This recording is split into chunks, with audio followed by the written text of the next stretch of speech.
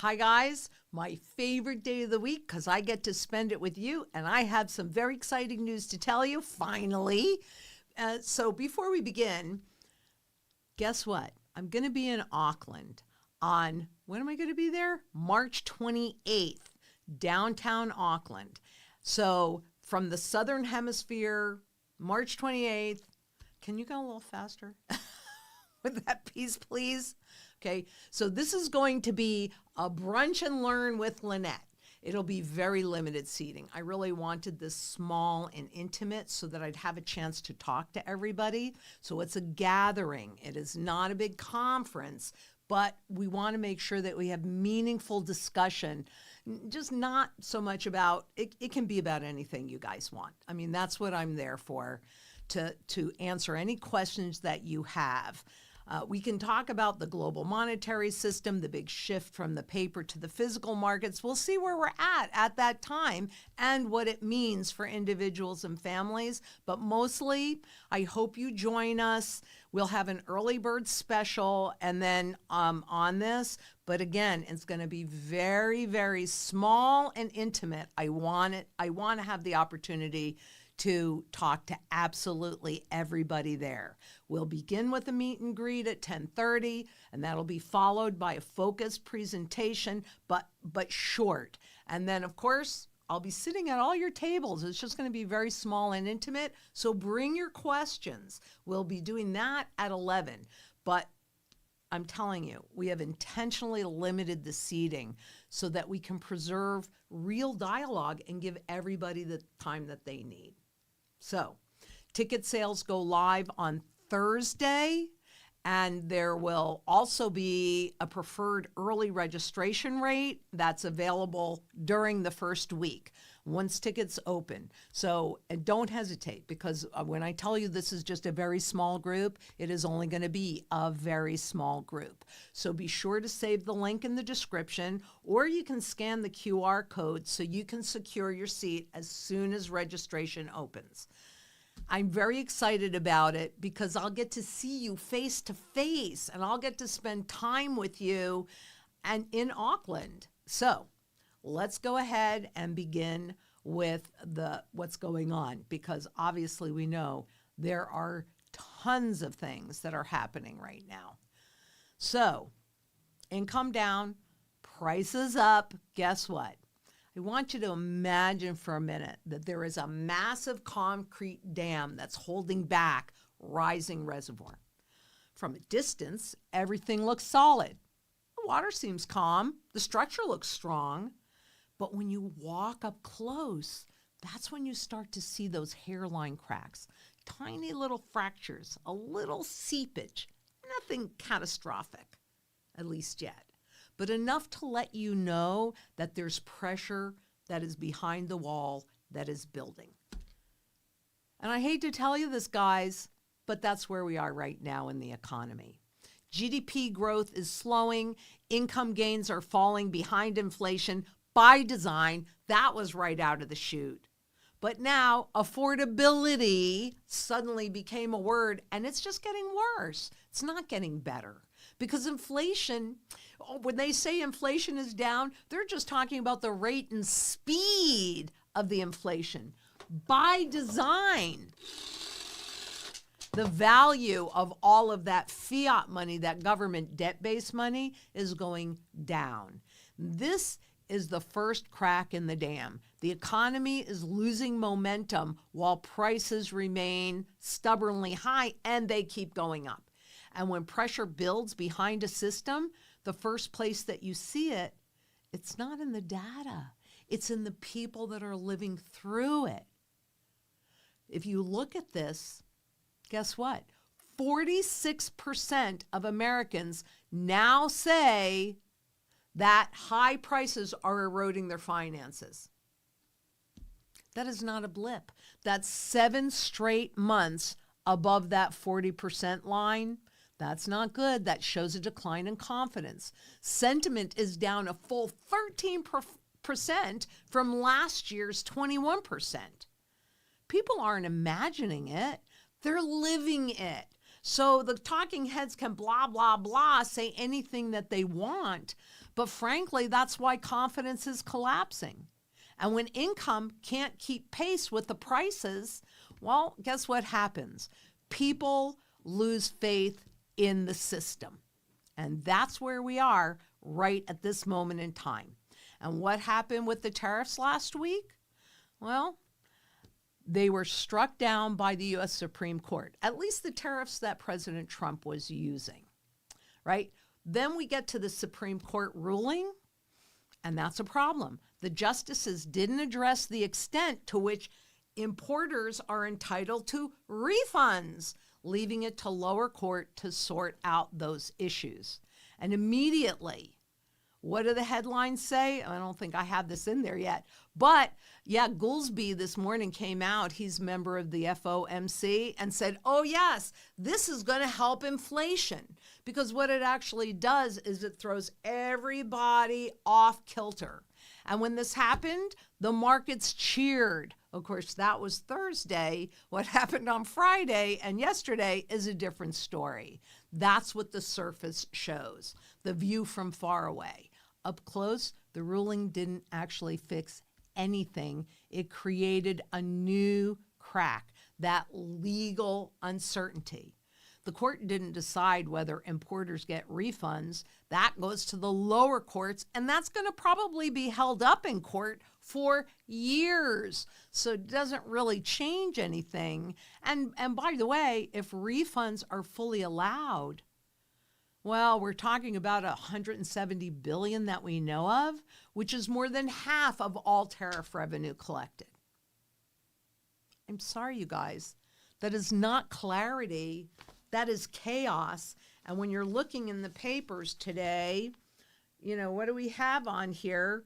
Let's see. American businesses and consumers are unsure of how any new tariffs will affect them, right? And so much of this is about a confused mind, because with all of that chaos, I hope you understand that that is a huge tool that governments use when they make the transition from one system into the next system. Because if there's so much that's going on, you don't know what to do.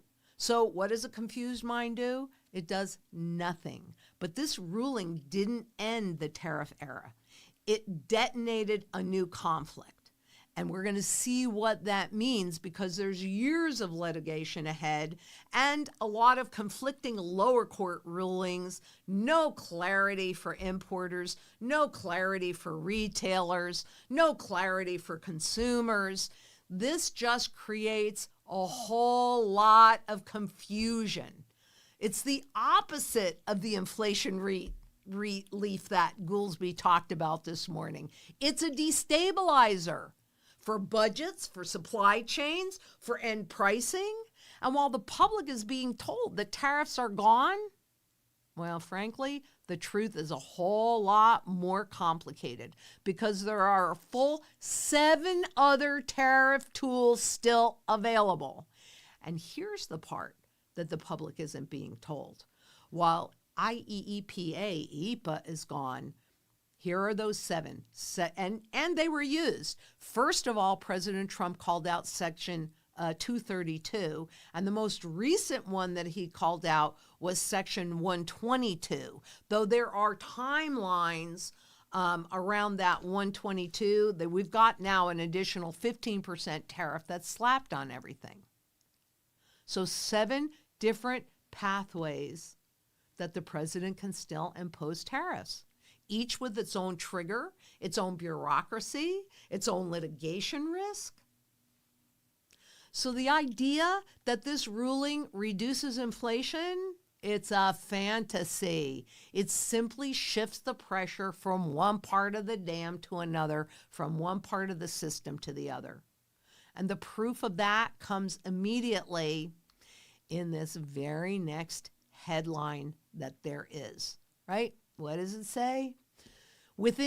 Actually, Trump announced new 10% tariffs, and that was now changed to the 15% tariff. Remember, Section 232 is what he immediately used, but then within hours of the ruling, the administration announced that they were going to shift to a new Section 122 and a higher global 15% tariff above that 10%. So this is the key point. Tariffs don't end. They just change lanes. They just change the approach. The president openly criticized the court and immediately pivots to another legal tool. And he's good at it. This current administration knows how to use the courts to get what they want in different ways. But you want to be above that? Physical gold, physical silver, get out of the system. Because this tells us two things. The tariff pressure isn't going away, sorry guys, and the legal fight is just at the beginning. That costs a lot of money too, taxpayer money.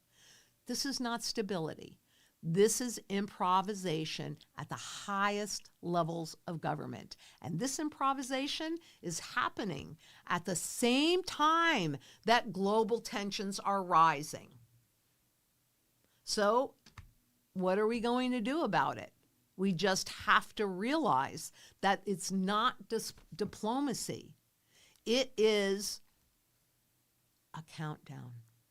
And as we're shifting from the digital markets, the paper markets dictating gold and silver prices to the physical markets. And by the way, what if conflict erupts more than it has in the Middle East?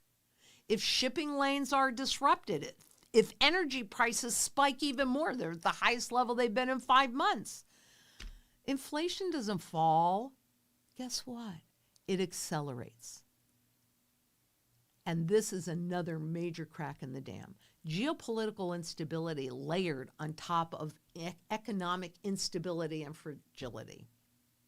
And yet, despite all this pressure, the markets are, well, they were celebrating. Now they're being impacted by it.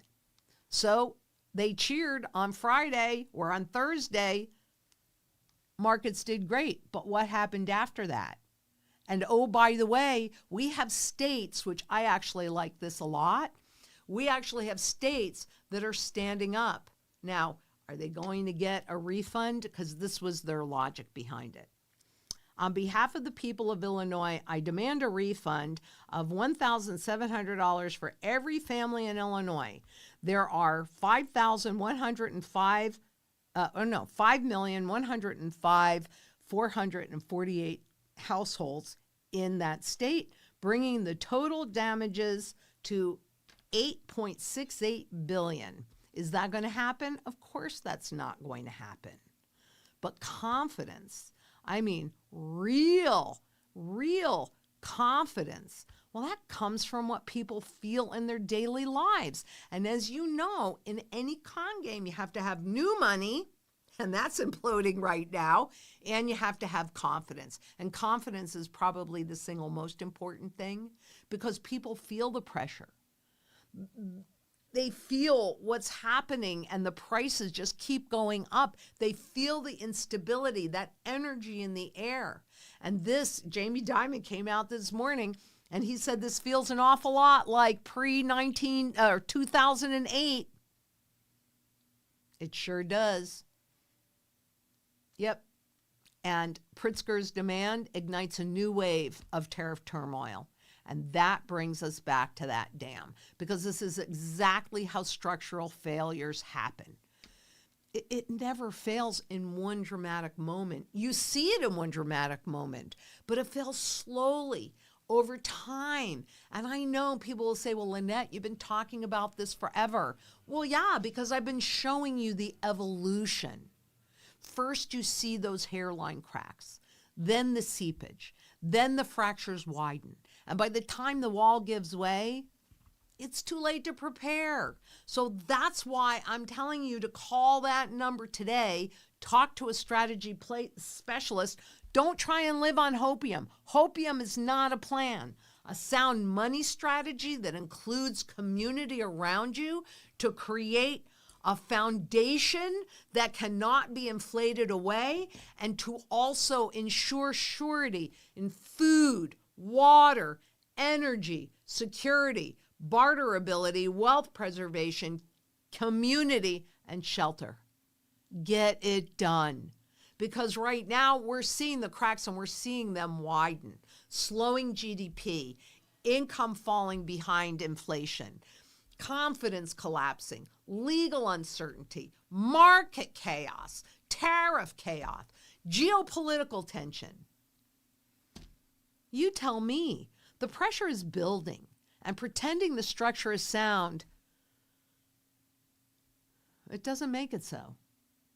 But here's the part that most people miss. Because when the dam breaks, the water sweeps away everything that isn't anchored. All those paper promises, those digital entries, that intangible garbage, that debt-based money, all of it will collapse as we shift into a new system. Because when one currency dies, another one will be born, and we see it. It's the digital currency. This is the digital revolution. And what happened? Oh, I thought this was quite interesting. We want to talk about this. Give me 2 seconds here. Citrini analysis triggers massive sell-off across global software. So did you see what happened in the markets yesterday? It's all intangible. Things can shift like this, and you are not able to get out. This is why it's critically important that you have the sound money, gold, to properly diversify your portfolio, because all those intangibles, they don't do well in this kind of stress. And the only thing that survives a structural failure are the things with weight, substance, and intrinsic value. 33 different global markets use this. 36 different global markets use that. This has weight and substance. This stuff, one place. This stuff, one place. And that's why for thousands of years, in every single crisis, in every single collapse, in every single reset, people turn to the same foundation, and governments do too. There will be a component of gold when they have finally and ultimately gotten rid of all of the debt that created all of this money. Always, 100% of the time. I'm saying, let's make that redeemable. Let's say you, the public, me, the public, I don't like what I see the government doing. Give me my gold. Doesn't have to be 100% backed. 40% works. Give me my gold. That requires fiscal responsibility and puts guardrails and gives the public back their power. Not because they're shiny, not because they're traditional, but because they are the financial equivalent of bedrock. They don't depend on any court ruling. They don't depend on a government saying, oh, this is money. They'd rather not. They like this much better. It doesn't depend on a political cycle, and they don't depend on confidence because it's a full demand asset. Gold is the anchor.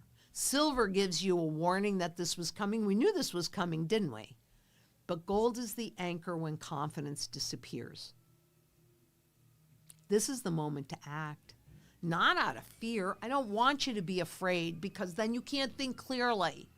Out of clarity. When systems become unstable, you don't wait for the dam to break.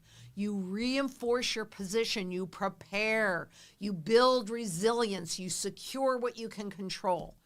And the most proven way to do that is by holding sound money, something that is completely outside of the system, something that has proven to survive every single monetary failure in history. And there's been lots of them, lots and lots.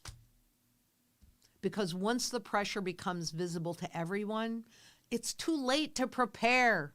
Do you remember what happened in 2008? Were you prepared for that? Because I know that there are a lot of people that are still suffering from it. and movements that have been born from that. The cracks are telling us the truth. And my mom used to say, people will tell you who they are, believe them. Believe these cracks, they are telling you the truth. So are you going to listen? Are you going to make sure that you have a solid foundation to anchor in, something that's real? And now, oops, I didn't go to my silver. Sorry. We know that spot gold and spot silver were up substantially yesterday. That's it. Okie doke. So now I will take questions. And the first one, do we, okay. All right. Okay. This is from Facebook. It's Christine Zimmerman. Is it safe to buy precious metals from places like APMEX, etc.? Will the government confiscate it? Well, honestly, I mean, yeah, APMEX is a vendor that's been around for a long time. They aren't going to give you a strategy, and they may or may not. I'm pretty sure, I don't know, so I can't really say this, but I'm reasonably certain that they do not have a formal buyback policy. So it kind of depends on whether or not it's right for you, because you won't really get any guidance. If you need to have a strategy and a plan, then you call Zang International, because we are the only ones that have this strategy and this plan. And I can say that because I've studied it since 1987, and what you'd be executing at Zang International is exactly the same as my foundation, but tweaked to your personal goals, circumstances, and what you have to work with. So, yeah, you can buy it wherever you're comfortable buying it. And if you feel like you understand all of this and can execute your own strategy, but quite honestly, I don't know anybody that's as good as we are. And that's just a fact. Because I don't know anybody that studied currencies and currency life cycles since 1987. Do you? I mean, I'm sure there are people out there. I just don't know them. So, and then the next question is, will the government confiscate it? I cannot tell you one way or the other whether or not there will be an overt confiscation. But what I can tell you is here in the U.S., it's happened 7 times. I mean, they call it different things. I didn't even recognize, forgive me on this one, I didn't even recognize 1971 as a confiscation until I kind of dug into it and thought about what they actually did. Because what they actually did, what Nixon did during that time, foreign governments sent in their gold for safekeeping. That was a habit that they developed moving into, well, between the First World War and then the Second World War. And so the promise, and the Bretton Woods promise, was that governments could send in their dollars and pull their gold back. Well, when Nixon closed that gold window, what did he do? He disallowed it, which is a form of confiscation. So will they do it? I can't guarantee that it will be overt. If they do it, they'll probably use the language that makes you think that it isn't, right? When it is. That's not my personal level of comfort, but you got to do what you're comfortable with. I have my Uncle Al, and he showed me how to hold at least 3,000 ounces of gold when it was illegal to hold more than 5.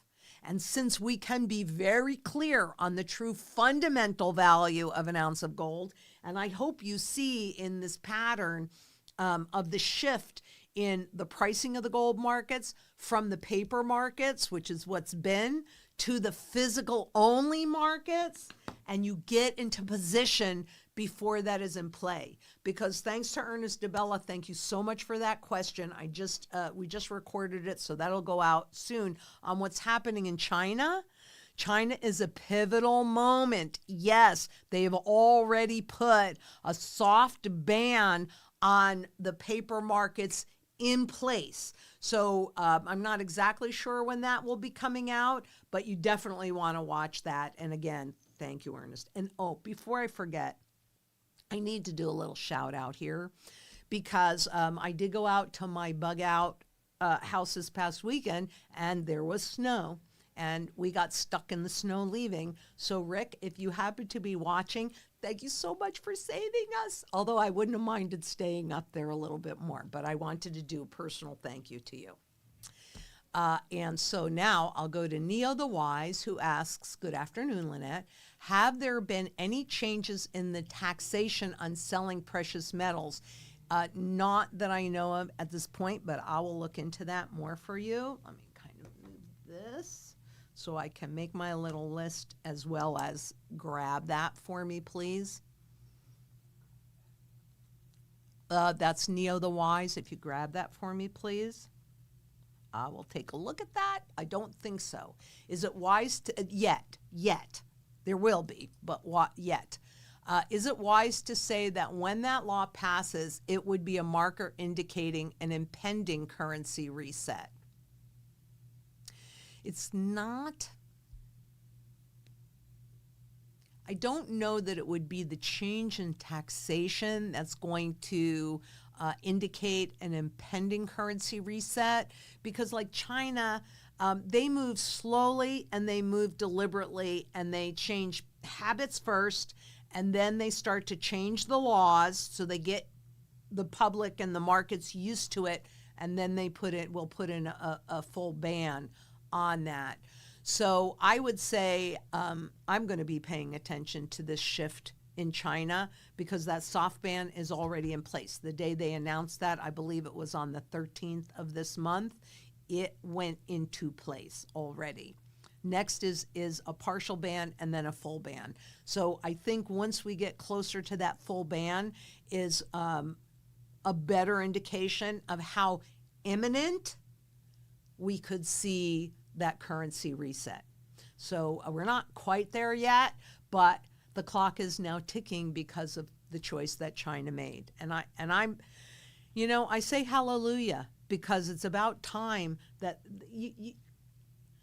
nothing goes straight up, nothing goes straight down. There has to be some value there. And all of this floating stocks and bonds and cryptos and all that are just based on more and more and more money printing. Well, it never lasts forever. I've got over 4,800 examples of how it never lasts forever. So I'm going to be really paying attention to China's moves to be able to indicate when we've got an impending currency reset. And the time to get prepared for that is today. It was actually yesterday. But if you didn't do it yesterday, make sure you do it today. Don't wait. Please don't wait. Please don't wait. And community is probably your very biggest tool, because there's power in numbers. Just like Rick came up and helped, or Kirk came up and helped. Oh, I'm sorry, I'm screwing everything up. Okay, this is from Facebook. Armando Perez, is my gold safe in the system? Well, I don't think anything is safe in the system, because the system can lock you out pretty darn easily. You must have the physical. You must, because if you don't hold it, you don't own it. So no, your gold is not safe in the system, in my very strong and historic opinion. And GS Puppies 3230, I've been looking for the cup formation you taught us about on silver, and my, I'm glad I bought some a week or so ago when it was still in the 70s, and now the cup is going up further. Sure, because we're inside of this whole shift. And I'm so glad that you're paying attention to that, because it's that same cup pattern that will help us understand when it's time to shift out of some, you should always have a foundation of sound money, but out of some of our metals into those other income producing assets. We're going to see the same kind of cup formation. So, I mean, would I ever tell you to get in at a very bottom or out at a very top? If that happens, that's luck. That's all that is. I'm only trying to get you in somewhere at a bottom, and I'll try and get you out somewhere at a top. But we're going to know when it's time to shift when we see those patterns. So if you can learn it for on the spot charts or what have you, then that puts you in a very good position so that nobody can pull the wool over your eyes. How many times can you be lied to when you do not know the truth? That's empowerment. Thank you so much for that. I really appreciate it a lot. And this is from Facebook. It's Noreen Garcia. So I have wealth in precious metals as well as money in the bank. So you recommend I pull cash out just in case? Yes, I do. There's a certain level of cash, and if you call us and you have that conversation so that we can understand what your circumstances are, what your goals are, what you have to work with, then we can help you determine how much cash that you need. Because even though we know it's being inflated away and it really has zero value, it is still going to be recognized for a minute. But you want what's called cash in the wild. Because one of the things that the central banks consistently talk about in their advantage in having a fully digital currency is that there are then no limitations on how low they can push interest rates, right? That means negative rates, which were tested for a lot of years, 2009 until that started shifting and the debt bubble was then popped. So you definitely need a certain level of cash, but it depends on your lifestyle. That would determine how much cash you need. And if you pull it out now, before it has that chip in it, that would read the negative rates. And that means that when you'd go to use the cash or you'd go to redeposit it, you know, what might have a face value of $20 might only register at 10 or 15 or what have you, because of the negative rates. So pull it out, do it now, but call us first so you know how much you need to have out, right? And then we'll move forward from there. So yes, you want cash in the wild before they put the chips in it, and you want it outside of the system. Because if the banks say, no, you can't have it, you can't have it. It's not your money, it's theirs. You loaned it to them, whether you realize it or not. It's crazy. But let's see, Ernest DeBella. Thank you so much, Ernest. Hello, Lynette. Can I get a rock? Yes, rock and roll hoochie coo for the Texas sovereign bullion and Red Banks law U.S. Texans gifted you. Haha. I think this is worthy of you having a public appearance in Texas. I have, and I've been to Texas, but I haven't been in a while. What shows are happening in Texas? Maybe we can have Natalie look. Maybe we can schedule something, but I do agree with you, Ernest. I actually do, and I think that would be an interesting video. Can you grab that for me, please? Maybe even send that to Natalie. And Facebook, I want it as well. But from Facebook, Stephanie Henke Engel asks, what happens when your cash is worthless? Because the new standard currency becomes crypto. Same thing that happens when when all of its value is inflated away. And that's why the sound money strategy that we execute is built in layers, right?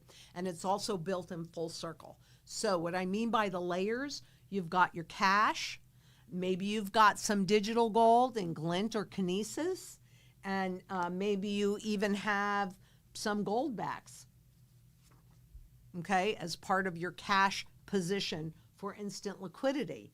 Then that's when you lay in your fractional barterable gold and silver, okay? Silver more for things like putting gas in the tank or buying a pint of strawberry. Barterable gold for things like making sure you can always pay your property taxes and making sure I hope you don't, but if you have a chronic illness that you can maintain that. So we have a whole list, and if you have the conversation with us, then the strategy specialist can pretty easily determine how much barterable gold you need and how much barterable silver you need. Now that's your very first line of defense, the layers inside of that piece, that first piece. Now, yep, this is going to zero, and it doesn't matter if there's a new cryptocurrency or what have you. I've shown you the purchasing power chart forever. It's going to zero, but it won't matter because the strategy is also designed in a full circle. So that whole first part, your to maintain your standard of living with cash and barterables, etc., well, that's intended for you to use it up. But if you don't have principal on the other side of this mess, how are you going to generate that income? So again, that takes us to the next level, but we're going to recoup all of that. We're going to make sure that if you are looking at something where there might be a taxable event or certainly fees involved, or maybe whatever the costs are, we're looking at that too, and that goes into the same area as recouping all the first part, your barterable portfolio. So at the end of this, the goal is to have you in a much better position, because we'll see those cup formations. You'll be able to sustain your standard of living that we just talked about. Any wealth that you cannot take out of the system, like a 403B that you're currently contributing to, and I haven't had a chance to look at that one. Please forgive me, but I will. So you want to make sure that you're properly diversified so that if you choose to leave some wealth in the system in any way, even crypto, whatever it is that you're comfortable doing, that's what you should do. But all you want to do is make sure that you are properly diversified. So if something happens and you're locked out of your accounts for whatever reason at all, and you never get that back, don't worry about it. Because if this goes away, this is going up, right? The physical gold is going up.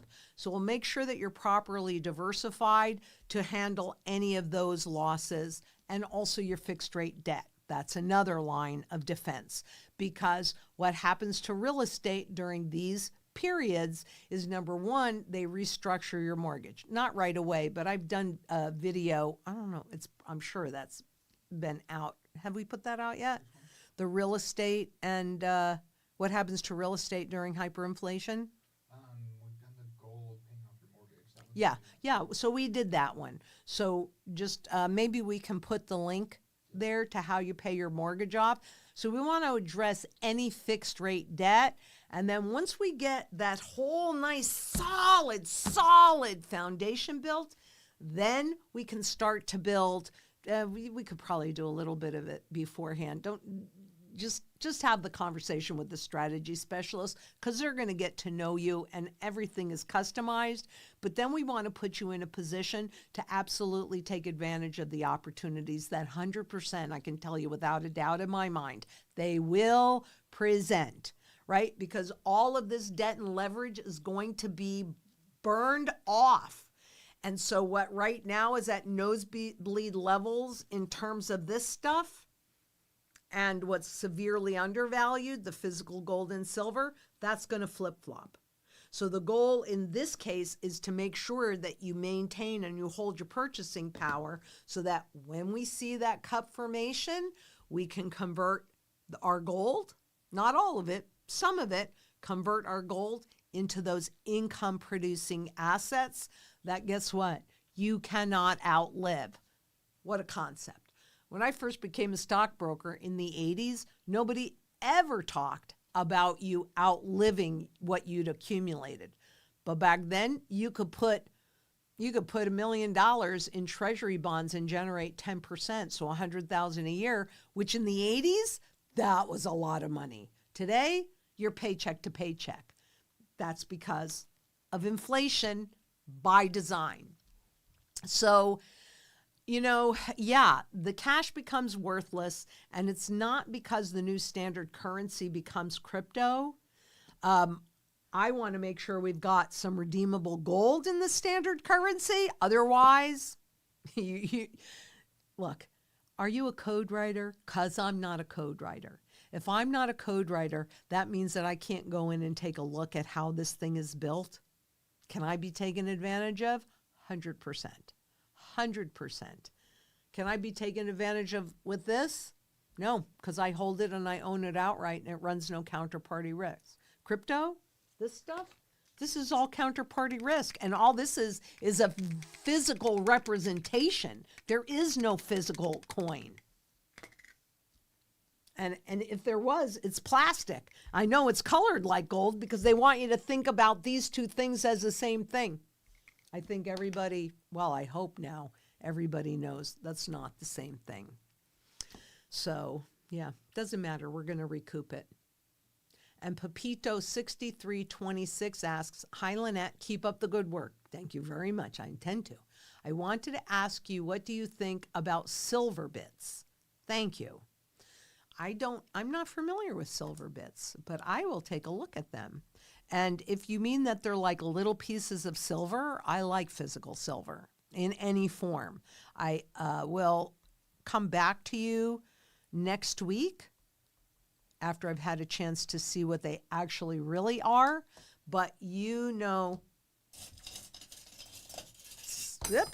silver and gold in any form is monetary at its base. So if these are silver bits and they're just little pieces of silver, they're fine. I don't know what the premiums are. I don't know anything about them yet, but I'll look and let you know next week.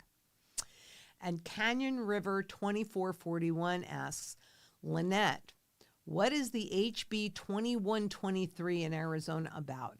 I received a message to call and tell them no. We don't want government in our private gold and silver.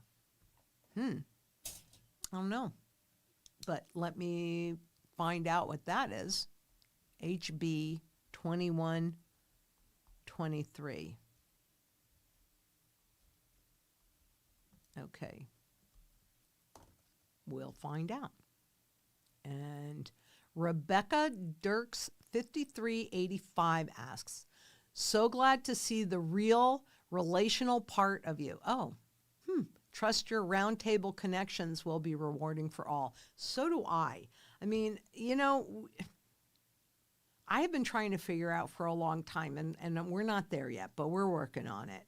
I've been trying to figure out how I can bring in more of my stories because of my life, because I'm old, so I have a lot of them.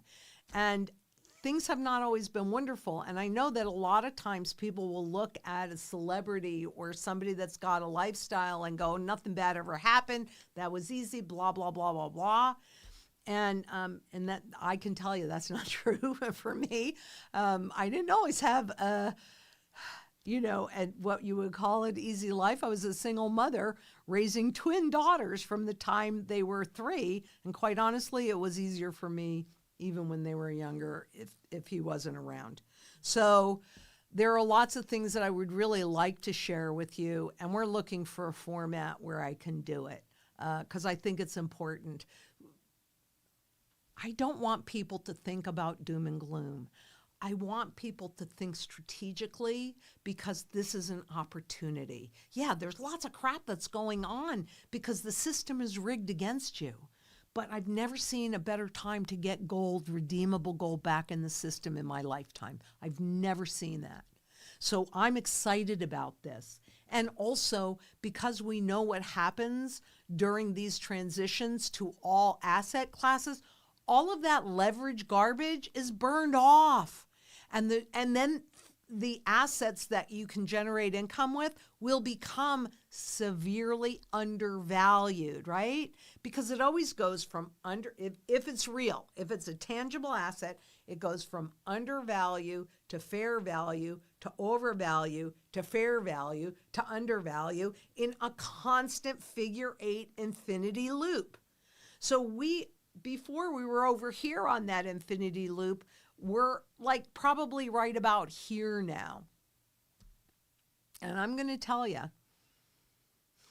if I can help you have hope, because I have a lot of hope. I don't seem like a doom and gloomer, do I? That's not my attitude, even though I live my life in this garbage and this horrible stuff. I feel good because I'm doing something about it.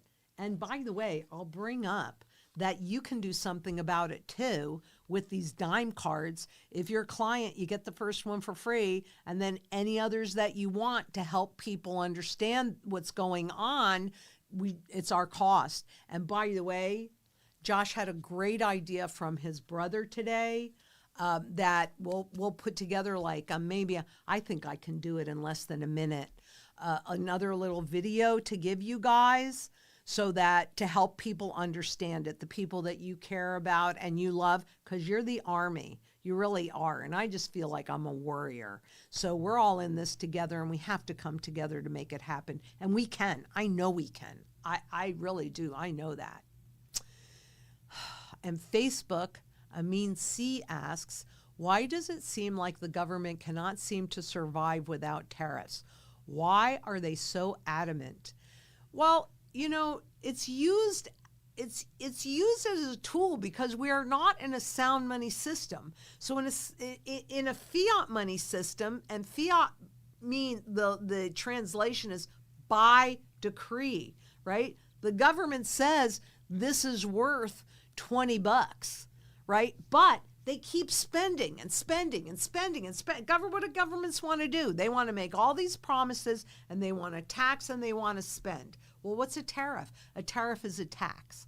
But if the government goes to Congress and says, okay, we're going to raise taxes, well, people get upset about that, don't they? They don't want their taxes raised. It still has to happen because governments keep spending. So why are they adamant about tariffs? Because this isn't a level playing field and they can do it. That's why. And it's tax and spend, tax and spend, tax and spend. But they spend way more than the income that they generate. And so they have to do that. Take on more debt. And the more debt that they take on, the less value whatever's out there has. But the more value, the more real intrinsic value, the more fundamental value that physical gold and physical silver have. So that. Get into position. That's all. They're going to do what they're going to do. And right now, there are limitations on what we can do unless we all come together and by buying, quiet revolution, buy gold and silver. If we can get enough people to do that, we can demand gold, redeemable gold back in the system again. At least that's what I'm fighting for. Whether or not I'll be able to do it, it's not me, it's us. Because if nobody else joins me in this, I'm just one person. There's nothing I can do. Together, 3% of the global population, we can make this happen. And Clark Barwick 290 says, I just want to make money out of this crazy market we're in. Okay, so that could mean a few different things, Clark. Does that mean that you want to just make this garbage out of the market volatility? Because that's what the banks do. They generate most of their income from trading. And if you can learn, because I always show you these long-term patterns, well, they work the same way short-term too, just in a shorter period of time. To me, I'm not a trader because did you get completely out of the markets on, let's say, Thursday afternoon because you knew what was going to happen with that article that came out and be more damage in the market, blah, blah, blah? You aren't going to know that. So even if you are going to trade, make sure that you have a solid foundation. That's all I'm ever saying. You've got to do whatever is the right thing for you to do, regardless of what anybody says, including me. It's just that my goal is to translate financial noise into understandable language. Because at the end of the day, if you're holding gold, when we go through this great restructuring, which has already started, it's not something that I'm waiting for, you come out the other side in a much better position. And I was having a conversation with my daughter Megan this morning.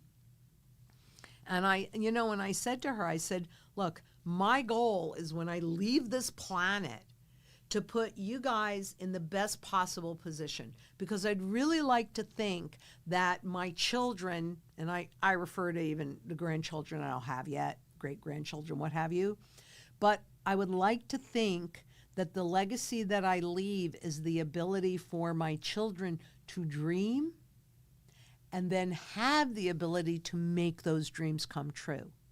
Because that's what I had growing up, being born in the 50s.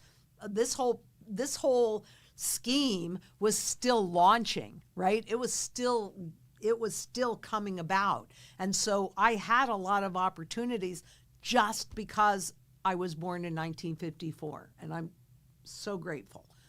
I'm so grateful because I've seen a lot. My children, born in 1981, they have some opportunities, but those opportunities are limited. My one daughter, Whitney, She's a doctor. Well, she became a doctor for a lot of reasons, but one of those reasons is because she felt there would be stability. And the rules changed. With Obamacare, the rules changed. So I'm telling you, right now, the rules are changing.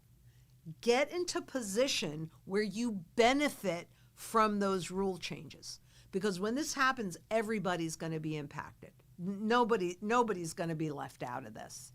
The question is how impacted are you? And are you in a position to take advantage of the opportunities? That's what coming together in community and creating surety in food, water, energy, security, barterability, wealth preservation, community, and shelter. Get it done while we can, because I'm telling you, I don't care if I'm 10 years too early. I would rather be 10 years too early than 1 second too late, because that's when I lose all my choices.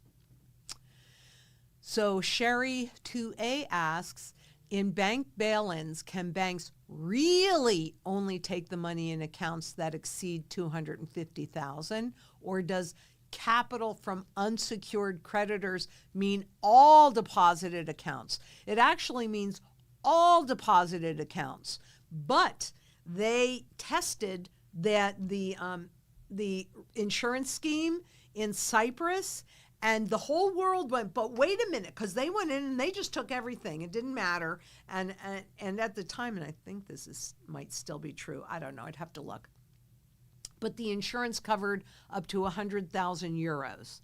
And so they took everything, and the whole world went, but what about deposit insurance? What about deposit insurance, which was a scheme that was created in the 30s to get people to feel confident in the bank system again.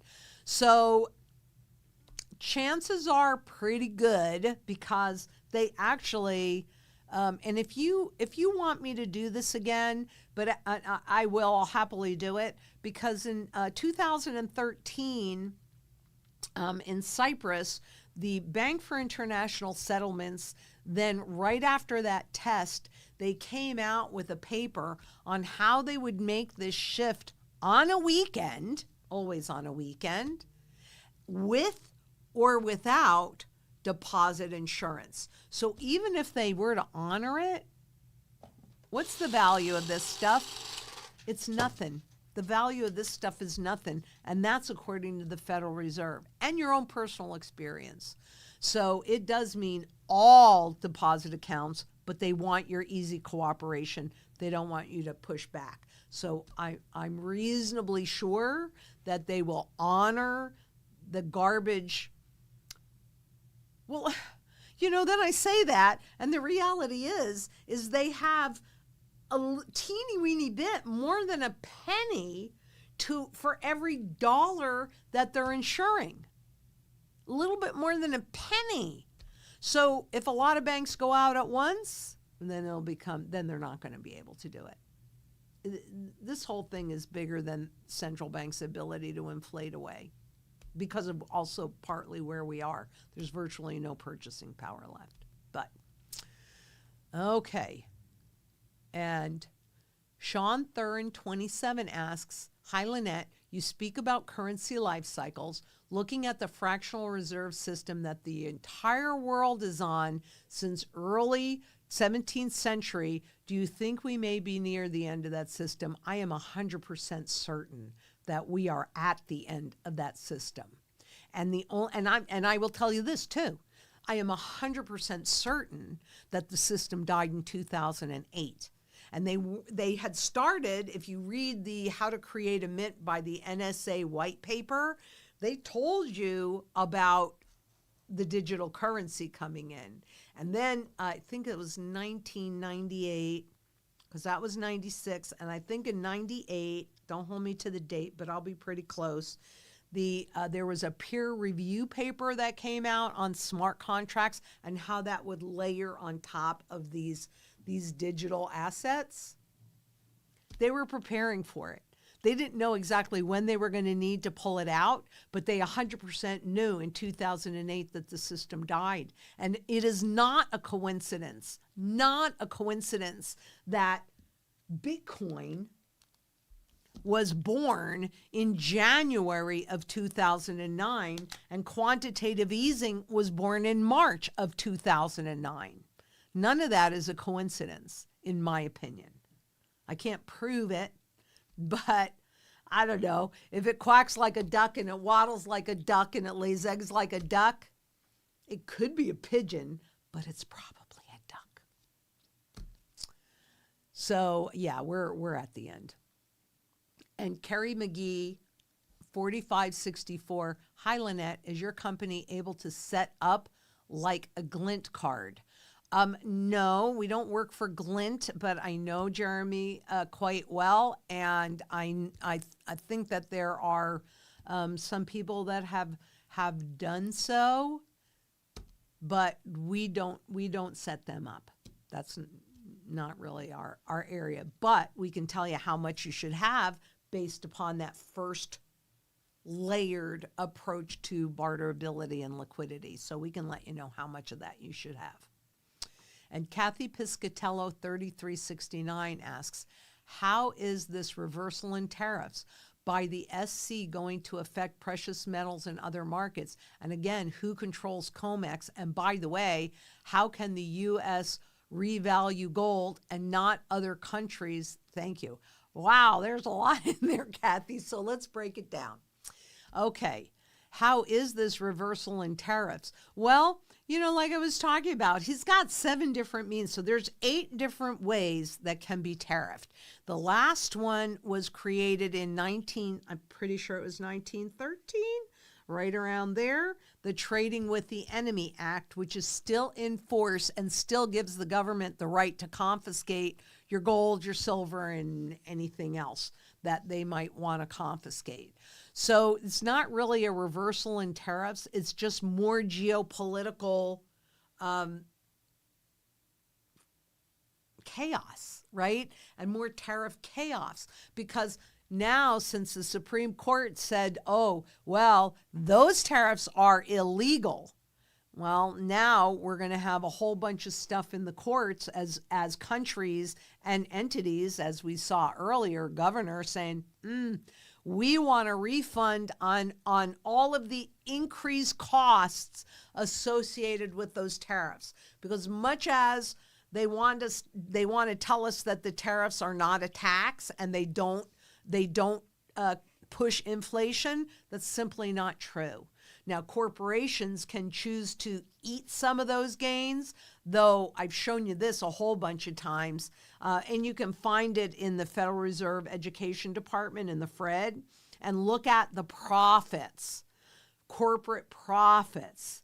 And every single time they started doing this, meaning the government, meaning the central bank started creating more money, the profits went up.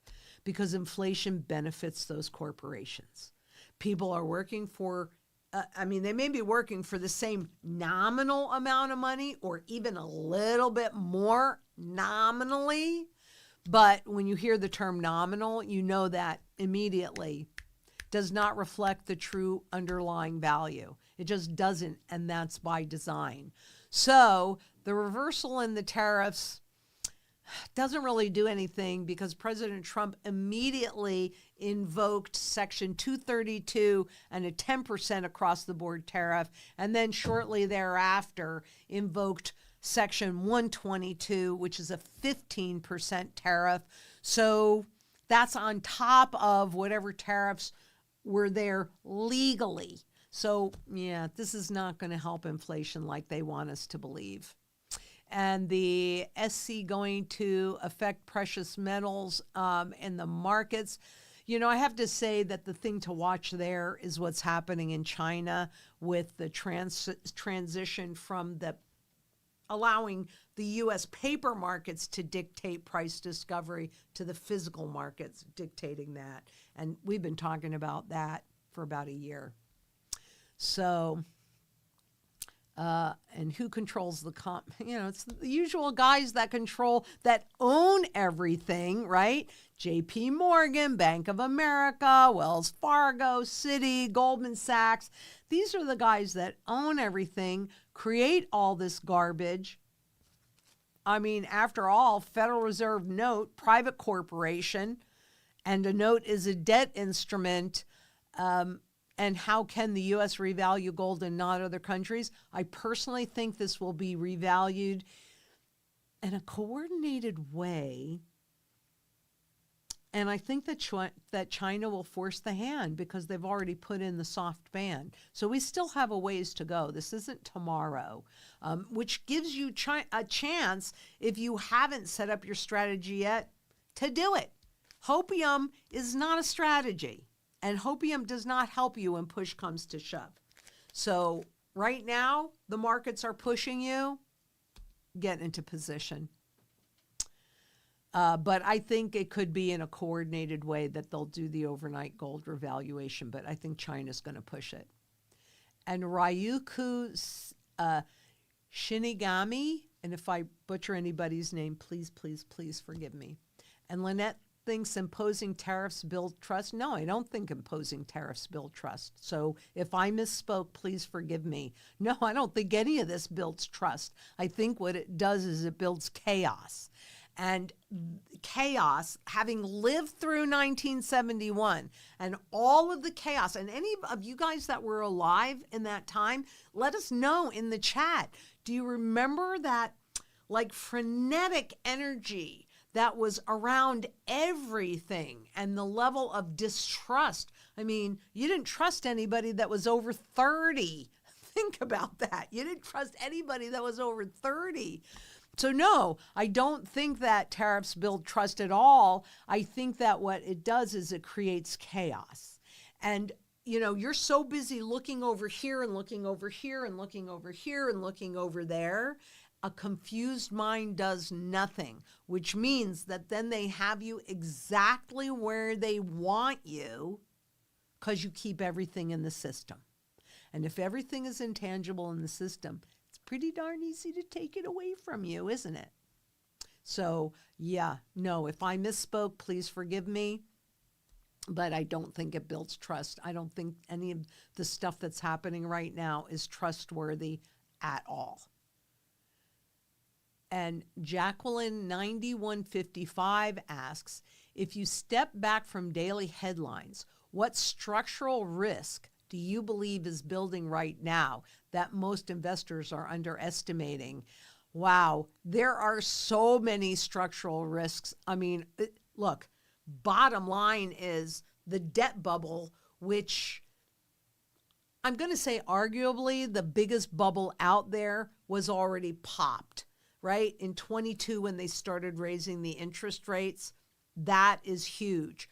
But the structural shift that we've been talking about from January of last year to today, that is the one that I don't think that people are seeing. I don't think they're seeing that shift from price discovery being in paper trading markets, because that's what everything is. You really want to know?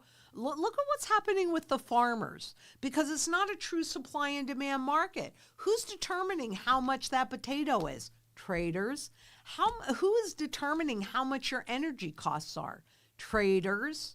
Who's determining how much gold and silver is right now? Traders.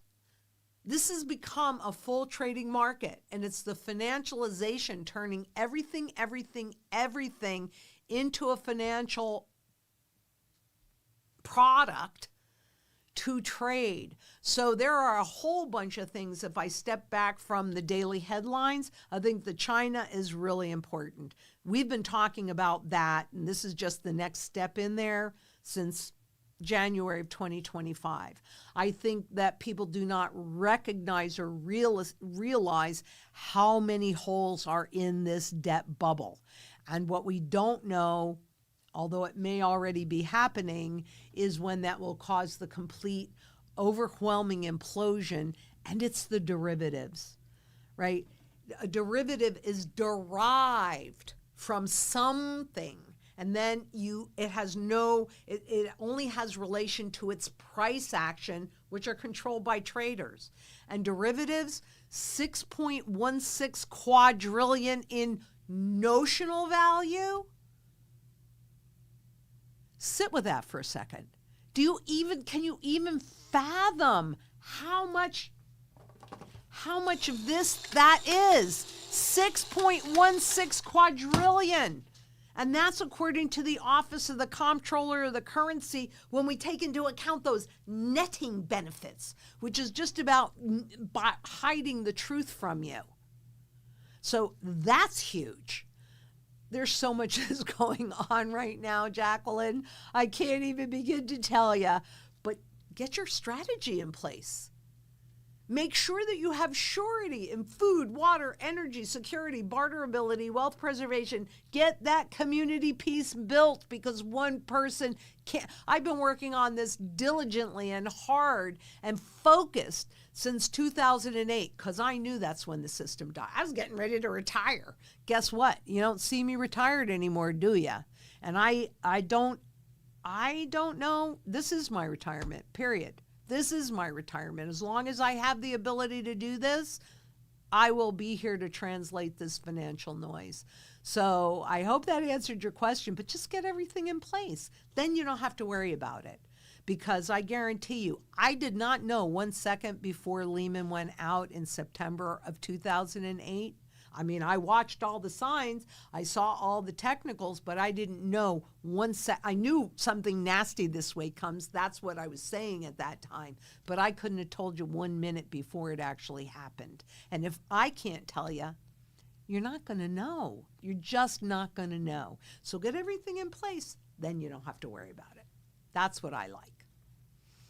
And Timey is M on 3Y. Is gold and silver jewelry a good way to go, even at premium, just cause it can't be confiscated? Well, in some cases, and if you call up the strategy specialists, I can easily make available to them the table that I put together on all of the confiscations. Because I did find that in Europe, in some cases, they did indeed confiscate jewelry. And certainly we've seen in places like India and their jewelry deposit scheme that jewelry could potentially be confiscated. You see me wear a lot of jewelry because gold and silver in any form is monetary at its base. So it is definitely one form, but I don't do it with all of it. And I have a lot more of this stuff than I do, frankly, of jewelry. I mean, you see me wearing the same stuff over and over again, so I have some. But I mean, if you like jewelry, like I like jewelry, it's not horrible to do. And we are working on something that I'm not even close to being able to announce yet, but you'll like it. So, yeah, I mean, gold and silver in any form is monetary at its base. You just don't ever want to put all of your eggs in one basket. And so a lot of what I'm trying to show you here is how you can diversify your metals portfolio. And Gator99 asks, how much silver can I currently buy before it's reported? However much you want. It is not reportable on the buy. Some of it, not all of it even, is reportable when you sell it. So on the buy, there's absolutely no reportability that we are required to do, and we always have to comply with every letter of the law because we need to stay in business for you so that we can help you through this whole thing. That's it. You can buy as much as you want. Give us a call. We'll help you with it. And GSD Puppies 3230, Lynette, when acquiring gold and silver into your mix, do you test them with Sigma Pro or similar devices? We only work with certified mint dealers. So our wholesalers put them through all of the tests to make sure that they are what we say that they are. And the best way to do it, and this is true for everybody, we've talked about this before. If you're executing the strategy with us, that means our wholesalers know exactly what you've purchased. So on the way out, because we do have that exit strategy, on the way out, it goes very quickly. Now, not as fast as paper because it's still physical. You'd have to send it back into us. Or there are other things that we'll talk about more at a later date. So we just make sure we don't buy it off the street. Nobody can walk in and sell us gold and silver, blah, blah, blah. We don't do that. Now, if you didn't buy it from us, we can indeed buy it back. So I don't want to give you any misinformation, but it will take longer because we will send it to our wholesalers and they indeed will verify that it is real and that it is what you say that it is. And then we can do it. So that takes a little bit longer. But yeah, no, I'm not a numismatist and I don't pretend to be, but I definitely know my currency life cycles.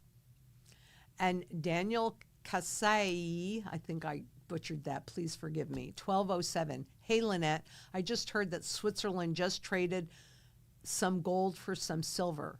Did you hear about this? Nope. Can you make sure that I'm going to write it down, but can I get that, please? Trading gold for silver. I mean, let me see what you're talking about, and we'll talk about it in, either next week or what I've been doing. So you want to keep your eyes open for them on these really questions that I can dig into a little bit more. We record those separately. So stay tuned, and we'll do that, trading gold for silver. Okay.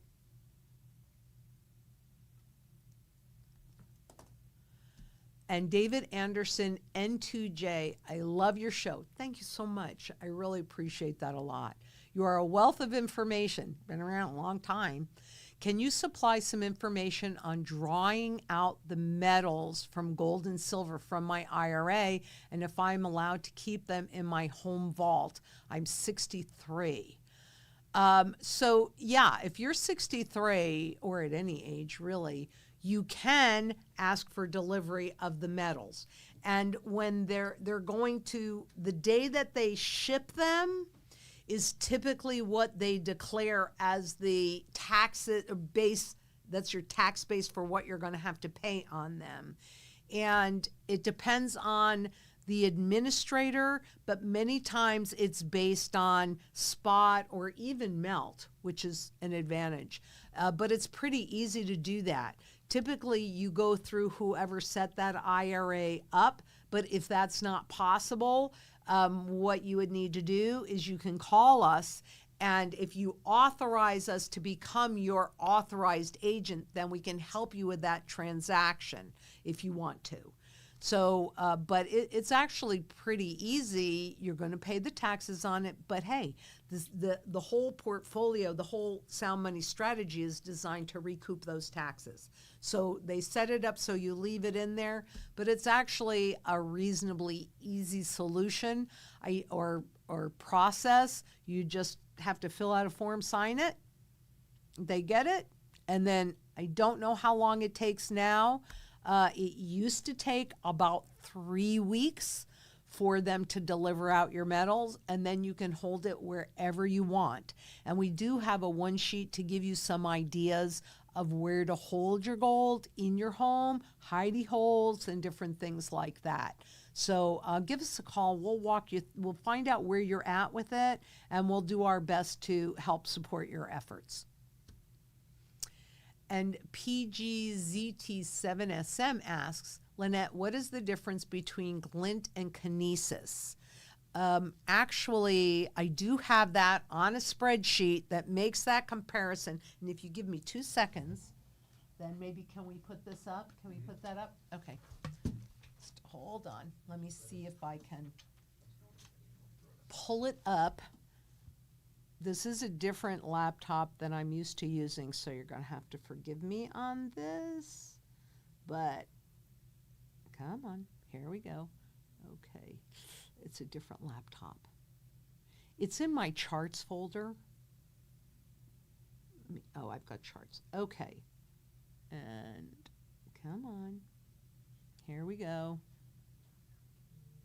Because there is a difference, but they're both redeemable, and that's why I feel okay with either one of them. There are different parameters, but okay, let me see if I can pull it up. This is a different, wait. Okay, I might,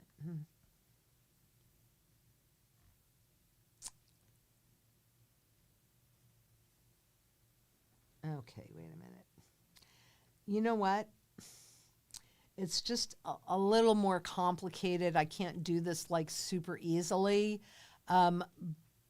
Is it? What can we do about that? We can revisit it in one of our recaps. Okay, okay.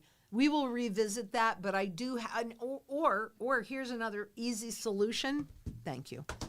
Here's another easy solution. I will make that easily available to any of our strategy specialists. So why don't you give us a call and we'll get that table out to you, and just make sure that Emerald on both of those things that I said, give us a call and we'll get it to you.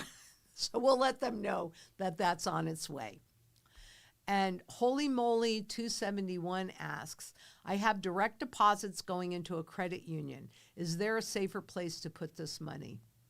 No, not really.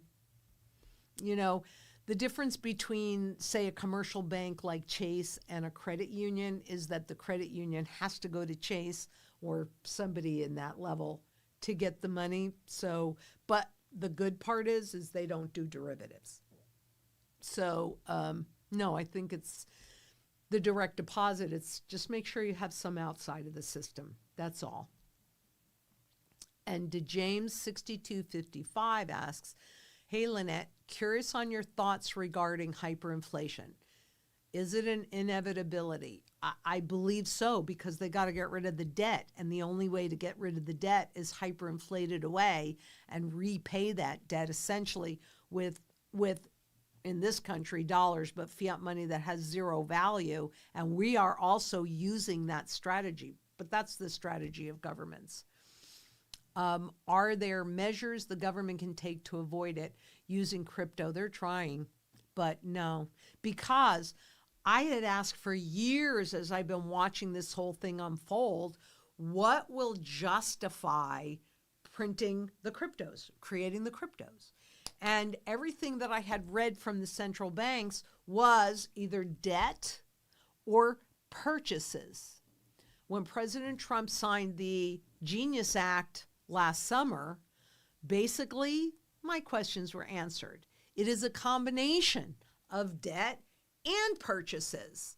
So if debt is a key, which it is, right? The stable coins have to buy treasuries. The treasuries are debt. Then that means, and this debt, the pile of debt that we're already dealing with is at nosebleed level. It's not payable. It isn't that it's not sustainable. It's not payable. Then they have to get rid of this debt to start over. And until they do, we ain't starting over. And the only way for them to do that is via hyperinflation and revaluation of the gold. But they will not revalue the gold at today's market, whatever today's market happens to be at the moment, because that doesn't help them get rid of all the debt. And recently and anybody can do this, what's the fundamental value of gold? How much is an ounce of gold? If they just did the revaluation in the US to cover all of the debt, this ounce of gold would have to be somewhere in the vicinity of 135, I think it was 135,000 an ounce. Pretty sure. 135,000 an ounce. Crazy as that may sound, you can do it yourself. Make sure that you take all the debt that the U.S. says that they have and divide it by all the gold that the U.S. says that they have.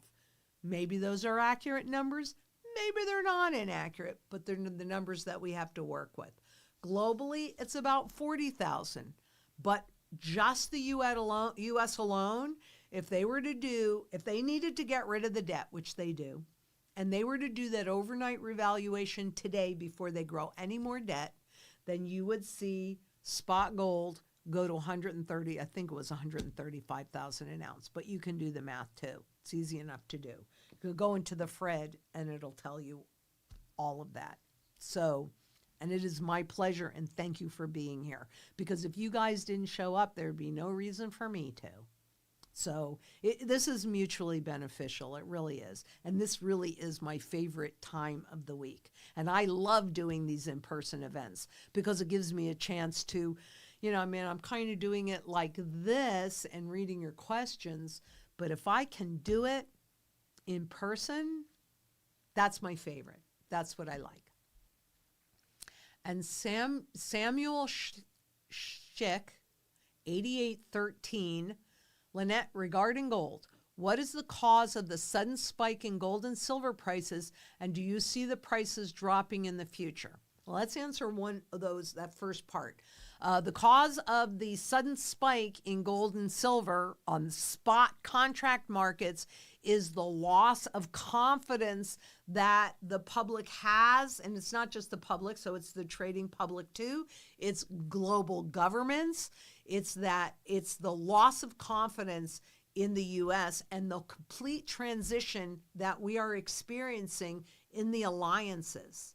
I mean, I think everybody out there can agree that this world is very different today than it was even 2 years ago, let alone going back to 2008. So it is that confidence piece and that loss of confidence that is driving the digital prices that you see of gold and silver and that spike. That will continue to happen with all of this chaos that's around because everybody's uncertain, right?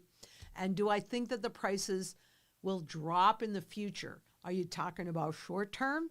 Because nothing goes straight up, nothing goes straight down. And as I've been showing you, I didn't do it today. And guys, if you want me to do this every week, it's not a problem. Just let Tom know. And Josh is here as well, but just let Tom know, and I can run it with the moving averages, the charts, every single week. But what I want you to understand is that technically 10% away from that 200-day moving average is a lot. And the last time that I checked it, so it's probably a little worse than this now, on spot gold, I'm pretty sure it was something like 39% away. Well, if 10% is a lot, what's 39%? And it was the same kind of thing with silver. So the contract price can bounce along here, which is what it did for a minute or two, giving that 200-day moving average a chance to catch up to it. But if it would help you, did anybody say that they wanted that every week? Not coming through? Okay. But I'm happy to do it, and that doesn't really take me very long to do, so it's something that I could do if you want me to. But bouncing. Here's the other part of that, because, Samuel, I'm concerned that you still believe that the spot gold or spot silver contracts are the truth and reflect the true value of an ounce of gold and an ounce of silver. And we are in the process right now that we've been talking about now for over a year of transitioning from those trading contracts dictating price to the physical markets dictating price. And that just went up a huge notch on February 13th when China put in that soft band. Now we have to pay attention to the next part of that, which is a partial ban. And that will let us know where we are in this cycle, because that's going to force everything. And China can do it because they're big enough to do it.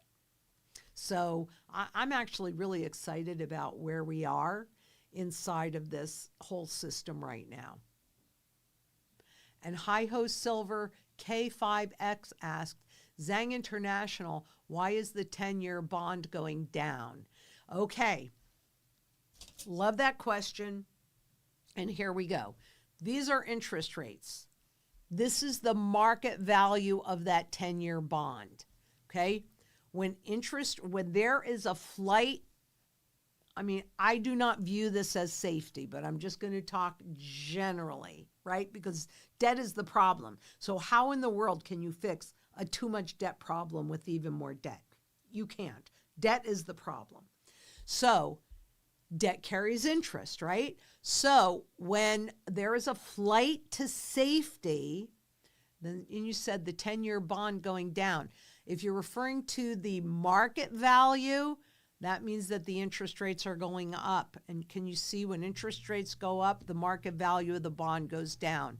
And in fact, all these central banks, all these commercial banks, a lot of these corporations, all of that debt that was accumulated during 15 years of zero interest rate policy, ZIRP, they're all underwater. Huge. I just did a piece on the FDIC and where we were with that currently. And so you can go in there and see, according to the FDIC, all of the underwater bonds. So if you're talking about the 10-year, the principal, the market value of the bonds that went down, then that means that people are running away from the treasury bonds, pushing interest rates up and market value of the bonds down. If you are talking about the interest rates being pushed down because the market volatility is scaring people or scaring entities, and they are running to the perceived safety of the 10-year bond, then what that would actually do is push the interest rates. They'd buy bonds that push the interest rates of the bond down and the market value of the bond up. So I'm not sure, Hio Silver, if you're talking about the interest rates going down or the market value of the bonds going down. Either way, we covered it, and that's what would be happening. But understand that it's debt, and that the 10-year treasury, the foundation of the global financial system, is in a lot of trouble. A lot of trouble. And Square or SQ7944 asks, is FDIC going to declare its own bankruptcy? No. I mean, they actually came out, and that was before I understood print screen, and I've never been able to find it again, but I saw it with my own eyes. So I can tell you that during the crisis 2008, then 2009 is really when we had most of the bank failures. And the FDIC came out quietly and actually said if there was even more one tiny bank failure, a small bank, then everybody would know that the FDIC is well out of money. And I have the charts to prove that they were way, way underwater. So they will never declare the bankruptcy. But then if that other bank had failed, they would not have been able to cover the losses. It would have been obvious to you. But we also have that clip from the committee at the FDIC laughing about the public that was going to be bailed in. Do we have that clip easily? We don't, but we can pull it real quick. Okay, they're going to pull that. If you haven't heard this clip, I mean, it's pretty incredible. Like my mom used to tell me, when they tell you who they are, believe them. And she's right. And I taught that to my children too. And I'll tell it to you. They tell you who they are. It's just hard for people to actually believe that. So, oh, okay. Well, I'll keep going, and then when they find it, we'll come back to it. And from Facebook, Jade Deja asks, how much cash should a person keep readily available? It depends on what your current standard of living is, and that depends on, your age. So if you are, let's say you're younger and you're still working and, you have that income, then maybe you need 3 months worth of cash. If you're retired and you're depending upon those investments for your income, you're risking your principal for that little bit of income. That's part of the strategy, is how can we replace that income, in which case you're going to need a much larger portion of cash out.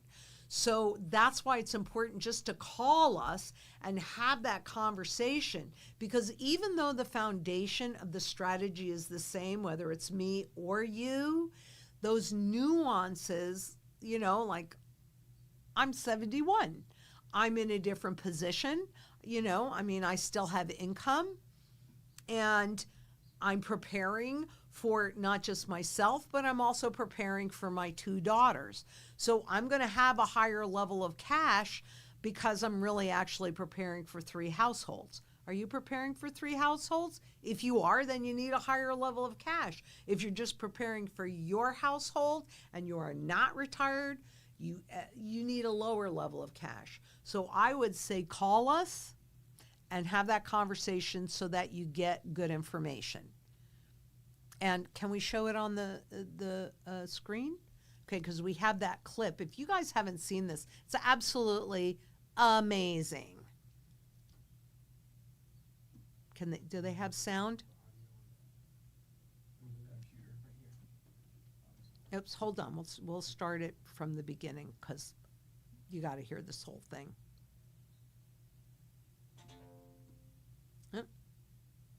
Oh, there we go.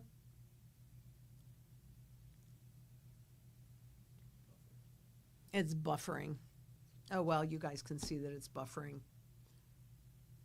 Can you just kind of restart it or something?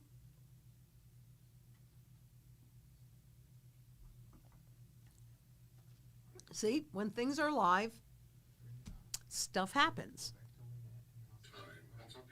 Oops, there we go. Less interested in getting into the nitty-gritty and some of the really interesting developments. So I think your strategy ought to be to disclose as much as possible to people who professionally need to know about it. And that would certainly include the ratings agencies and the people within the banks who are responsible for these judgments. And simply have publicly available a place where people can go if they need to know more. Because we're dealing with a society where people are getting their information in tweets. There's just no patience, I think, for going through the elaborate and careful planning that has gone on. It should be there. It should be accessible when people need to know. But I don't think you have much hope of reaching a public that doesn't have a professional need to know. I completely agree with that. I almost think you'd scare the public if you put this out. Like, why are they telling me this? Should I be concerned about my bank? Like, my insurance company doesn't tell me what they're doing with my assets. They just assume they're going to pay my claim. Right? I think you've got to think of the unintended consequences of taking a public that has more fair faith and confidence in the banking system than maybe people in this room do. That we want them to have full faith and confidence in the banking system. They know the FDIC insurance is there. They know it works. They put their money in. They're going to get their money out. So there's a select crowd of people that are in the institutional side. And if they want to understand this, they're going to find a way to understand this. There's a bunch of law firms represented in this room. There's a bunch of people that charge them by the hour a lot of money to explain this all to them. And it's fine. I don't have a problem with that. And they all have huge staffs. But I would be careful about the unintended consequences of starting to blast too much of this out in the general public. Yeah. Okay. Now, how comfortable do you feel with the FDIC insurance? You want insurance? This, my friends, is insurance. This, my friends, is insurance. And knowledge and understanding this. Because those that are in power don't want you to know or understand what's happening. Look at, you've been fooled your whole life. You're working for corporate debt and you don't even know that. Your hard labor corporate debt, that they inflate away at will. That is not okay with me. And if it's not okay with you, join the sound money movement, the global sound money movement. Let's get sound money back in the system again. Because otherwise you got these yahoos that sit there and laugh because you're going to be bailed in. You don't need to know that. What do you need to know? Right? And the industrialists, the corporations, they need to know, but they've got staffs of all these attorneys they pay lots of money to. Yeah, this is not a level playing field. You know how to make it level? Redeemable gold back in the system again. It was there once. We allowed them to take our power away. How about we take it back? That is singly my most important focus. I don't know if I can do it or not, but I know if I don't try, it's not going to happen for sure. And I challenge everybody out there. I mean, I frequently will look at myself and I go, if not you, who? And if not now, when? And that's a question I think we all have to ask, because I think we have an obligation in this world. In fact, I know we have an obligation in this world. And I know you guys have heard my strawberries. Well, maybe not all of you have heard my strawberry story. And we'll save that for another day. But I can tell you that without one doubt in my mind, that the reason why I'm here and the reason why I believe we're all here is to share the gifts that we've been given. And that's what I do. And that's why I show up every day, because I'm really trying to make a positive impact on a lot of people. How can I do that? I can get gold back in the system again, or at least I can create a movement. I don't know how to do any of this, but I'm going to work at it. I'm going to show up. That's a guarantee that I can give you. Beyond that, hard to. But anyway, there you go. No, the FDIC is not going to declare its own bankruptcy. You're going to figure it out when whatever wealth you hold in there, you lose all access to. And Joy4118 asks, I noticed in recent months that even food quality has gone down, yes, as prices go up. Seems like end of a system for sure. Absolutely. And in fact, when you look at the degradation to money, that started happening in the early 1900s. And then the degradation of food, which started in the 50s with, McDonald's did for food what Henry Ford did for automobiles. And then the degradation of the family system, that was started in the 60s. So there's all sorts of things about this, but now you're absolutely right, Joy. It's the end. But when one system dies, another is born. And gold and silver hold your purchasing power and enable you to get from one system into the next, because you're going to need your purchasing power over there, or you start with zero, right? You start with nothing. And then you also have the ability to take advantage of opportunities all along the way, just like those in power do, except better, because you're not going to be doing it with leverage. So, yep. And from Facebook, Adrian Simmons asks, what are your thoughts on holding on to an annuity in retirement? Do you recommend cashing it out?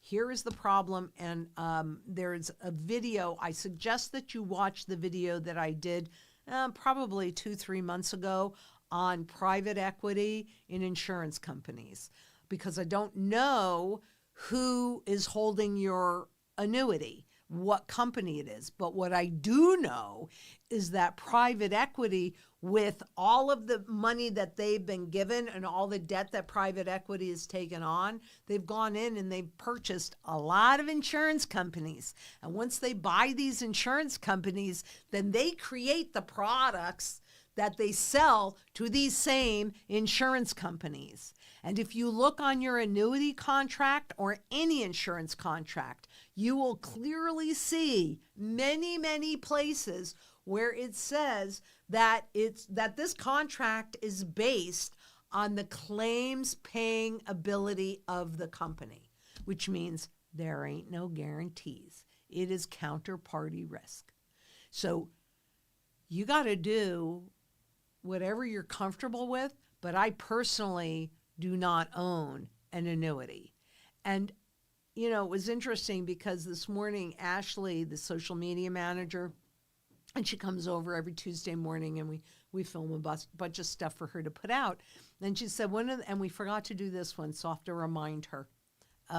But she said that one of the things that pops up in the social media, wherever, all the time, is what would you do if you were me? That's never the right question to ask. Because if you ask me what I would do if I were you, I can tell you anything I want.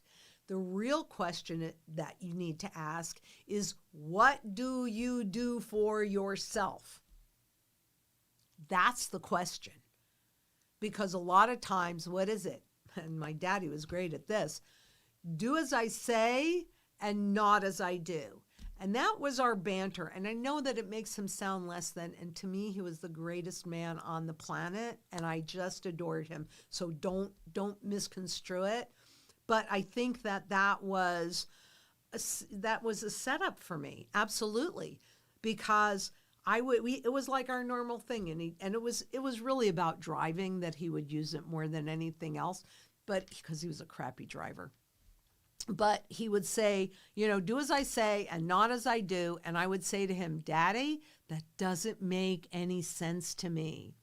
And then as I became a mom and I listened to the great, but they were just platitudes that I would say to my children, how wonderful and this and blah, blah, blah.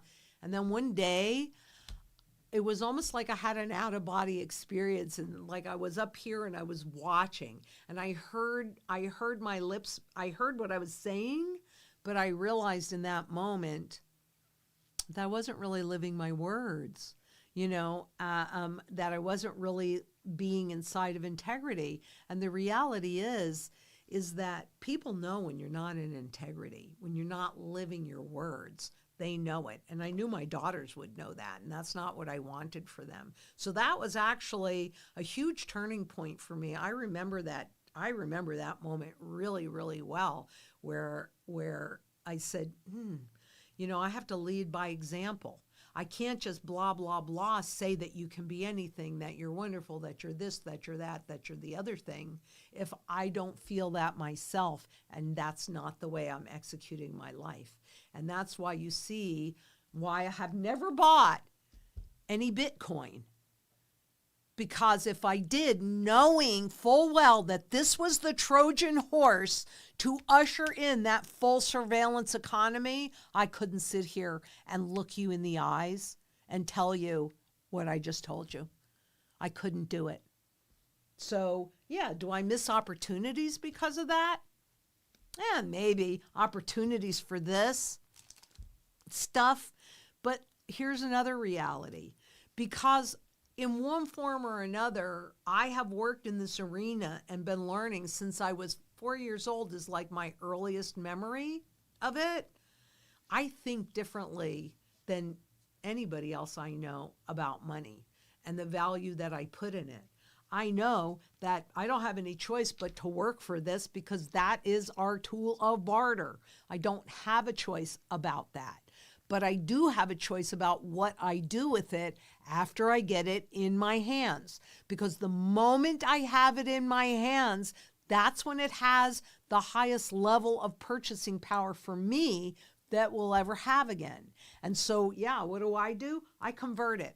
I convert it into gold. I convert it into silver. I convert it into food and energy and all those mantra pieces, security, everything. I convert it. I sit with a higher level of cash, honestly, than I like, but that's because I'm running a business. So I don't really have any choice, but I do have it properly diversified with this. And this is my main tool of savings. Just this raw 1 ounce pre-1933 gold coin that at this moment does indeed move with the spot market, but all of that is changing. Get your position laid in before China forces that conversion into the all physical markets, because I don't think we're going to see it go to fundamental value at that time, but it will definitely start on its long march there.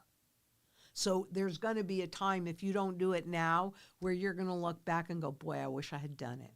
I'm pretty sure when I first came into these markets in 2002, when spot was like $2.48 an ounce, and that when you'd rather be buying it? Well, that's kind of where we are today with this pricing. So get her done.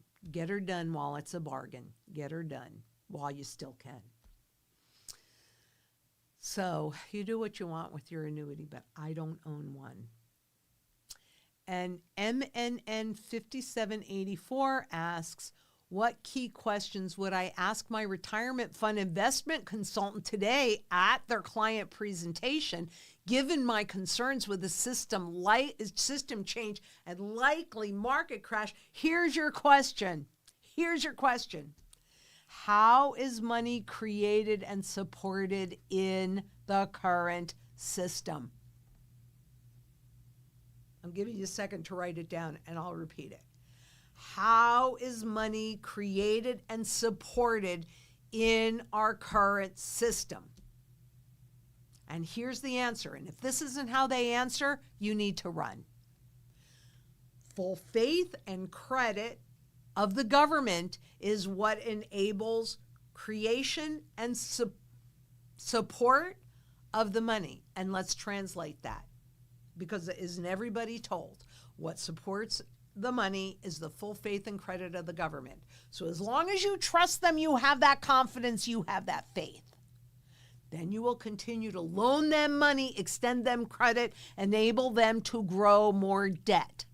And every time they grow that debt, the value of all of this stuff goes down. So that's really the simplest question. And that should be a question, in my opinion, that you should ask every single person that's handling your money or advising you on your money and where to put it and how to put it.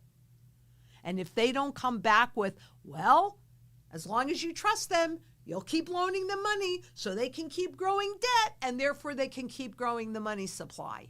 And when they do that, that creates inflation. And that means that the value of all the money out there goes down until it gets to zero, which is on the Federal Reserve Education Department purchasing power chart.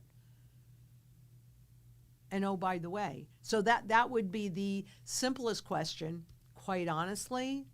Because they don't understand it. They don't understand currency life cycles. They don't understand this stuff. I went to Shearson because at the time they had the best training program on the street. And it was a 2.5-year training program, and it was intense. But did they teach me how to read the technical language of the markets? No, they did not. Did they teach me to really understand how these markets work? No, they did not. Their focus for 2.5 years, and it's valuable, so I'm not saying that I don't appreciate this, but what they taught me how to do was sell an intangible. It's a valuable asset, I'm not going to lie. It was a very valuable asset. But it wasn't until I was in the trenches and Black Monday, 1987, best day I could have ever been a stockbroker. I remember every single second of that day. It was incredible. Morning, everything was just normal. Everything seemed, I was about a year in. I had just gone off salary on October 1st, right? And everything was normal. I go to lunch. I come back from lunch, and all Hades had broken loose. There were, in that office, this was in Sarasota, Florida, and in that office, there were like 2 big rooms where there were 2 huge television sets, and the quotrons, so the price tickers underneath there were going, and usually you'd have like, a half dozen men in this room and a half dozen men in that room. And it was calm, quiet, no big deal. Well, this day I walked in and that place was packed. I mean, I had to kind of push my way through to the desk, and then the offices were all in the back. So they were shut off from all of the front-facing client stuff. The phones were ringing off the hook. The receptionists were going insane because they were trying to deal with all of these people and all of these calls. I walk in the back and I see nobody. And everybody had their own individual offices in that office. I saw nobody. I'm like, where is everybody? What is going on here? And when I looked further, literally, I'm not making this up. My right hand raised to God, no crossies count. They were literally under their desks. These desks were all keyhole desks. They were literally under their desks. They weren't taking any phone calls because clients were freaking out. They didn't know what to do. And the brokers, probably experiencing some of that today. The brokers didn't know how to deal with it. I was lucky because, like I said, I was roughly a year in. I finished my training in March. I went off salary October 1st. And so, but for me, I cut my teeth on government bonds. And guess what? Collectible coins. I told people, even though I couldn't sell them, I knew that they needed to have them. Thank you, Uncle Al. And, so I had helped people acquire it. Other ways, I didn't make any money on it, but that's not the point, is it? The point is doing a good job for the client. That's always the point. And you always have to put the client first. But at any rate, I happened to have a client that owned a small savings and loan in Crockett, Texas. And I'd been doing work with him for his bank, right? So we would do the treasuries, and then we would do calls against the treasuries. That's a very conservative move. That's just hedging your bet. Never did stocks with him on that day and he had lots of wildcatter friends. And so none of them could get a hold of their brokers. No, they were all under the desks. But they could get a hold of me because it didn't matter. And that was before personal computers. So the only way that they could really see what was going on was with what we called a Quotron, was the name of that computer. And so they put me in the middle of a squawk box, on a squawk box in the middle of a conference room table. And there were all these very aggressive oil wildcatters, business owners, bankers, whatever. What's going on with this? What's going on with that? I had a blast that day. I'm not going to lie. That was so much fun. But these are the people that taught me how to read the technical language of the markets. And it made my career. Right? Because right after that, all of them, they all became my clients, and they were very aggressive traders. They were. So we were buying on Monday with all the volatility. We were buying on Monday, we were liquidating on Friday, and we had a blast. But my point of all of this is Wall Street is not going to tell you the truth because that's not their job. Their job is to get your assets in-house so that they can use your equity for their benefit. They use your equity, they borrow against that, and think about 2008. What they did was evil, disgusting, horrendous. Choose any word you want, but it was not illegal. Because they're the ones that write the contracts. And you and I, we don't read those contracts. And why in the world would you think that this stuff is any different? I know it was sold as going around the system, outside of the system. What do you think? You think it's outside the system? It is the system. It is the Trojan horse. And I'll tell you something else, and this is my opinion, and we'll see if it's right or we'll see if it's wrong. But at the same time that you have the retail public moving away from the digital assets, and you can certainly see what's happening with AI and that new report that came out that said, oh, it's going to have an impact on all these white collar workers. So all these software companies that, put all this money into AI to make them more efficient, so therefore they can lay off white collar workers, and they'll have more money to put into AI to make it more efficient. They can get rid of more workers, right? A doom loop, right? A doom loop. So the markets are freaking out over that doom loop. But, I've got to tell you, their job is to lie. And government's job is to lie some more. And central bank's job is to lie some more. We need to know the truth, because how in the world can you make a choice that actually does put your best interest first if you don't know the truth? It's simple. Truth. 33 different users, 36 different users, probably more. Those are just the ones that I could come up with. There you go. So, Patrice Belzniak, Lynette, 2 weeks ago, my bank informed customers that they would close in order to install a digital system to make your banking secure and environmentally friendly. No paper involved. Scary. They want us to live in this digital world, but we're physical. I need physical desk. There needs to be an appropriate balance, and we need to take our power back, because if we don't, is Amazon any better than the Federal Reserve? I don't think so. Yeah.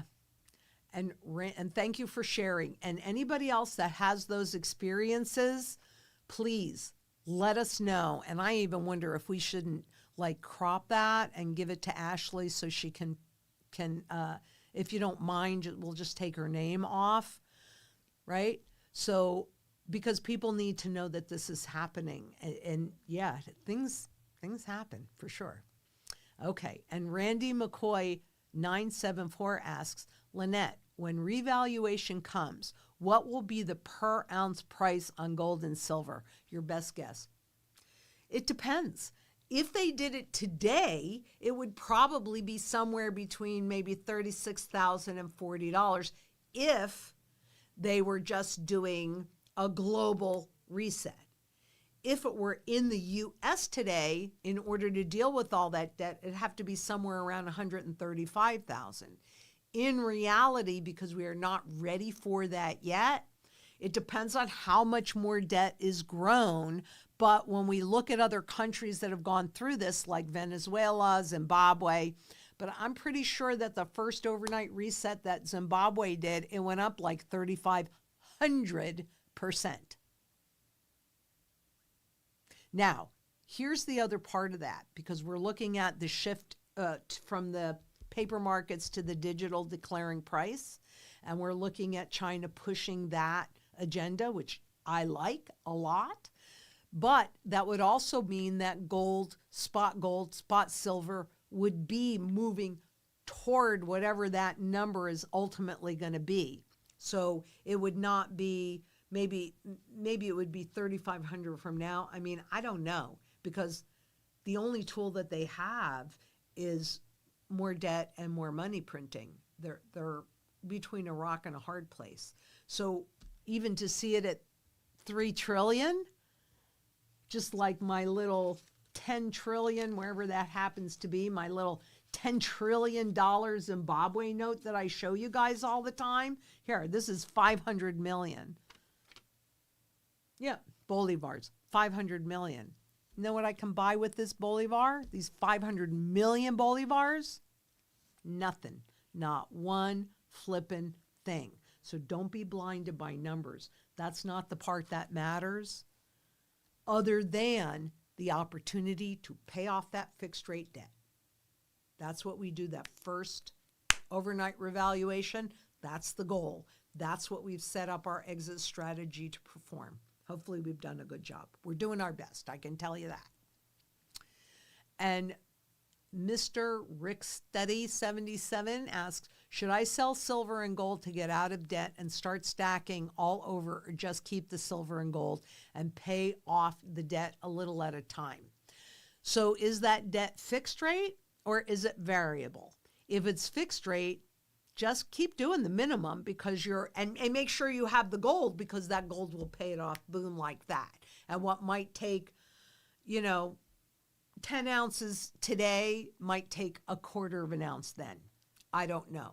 If it's variable rate debt, do a bit of both. Don't liquidate your gold and silver. We're at a very precarious position, but you don't want to carry variable rate debt. And you can certainly see what's happening and what's happening in the interest rate markets, right?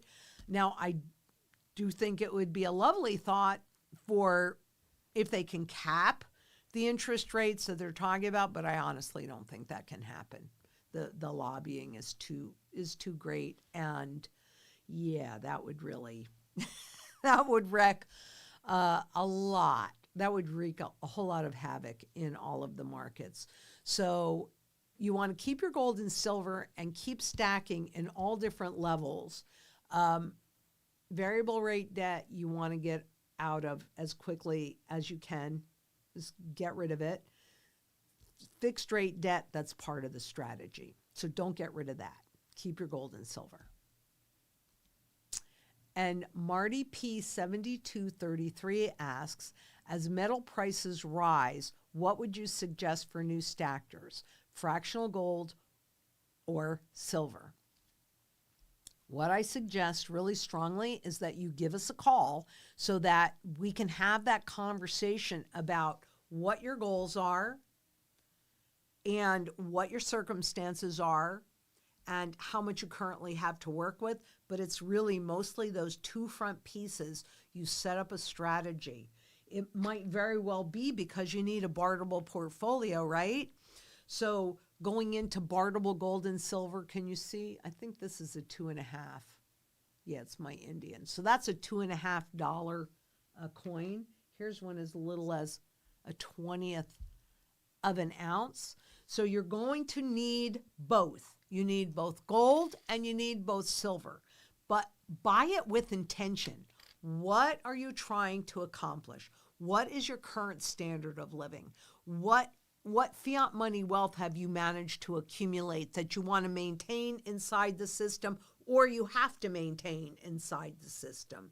And then it becomes, how can we position you to convert into income producing assets as those opportunities arise? So on the other side of this mess, not only do you have no debt, you have all clean assets that can then also generate income for you for the rest of your life. And if you have children, because this is important to me, so it's something that I thought about quite a bit, setting up my children, like I said earlier, so that they can dream, but they actually have the opportunity to make those dreams come true. They have the freedom.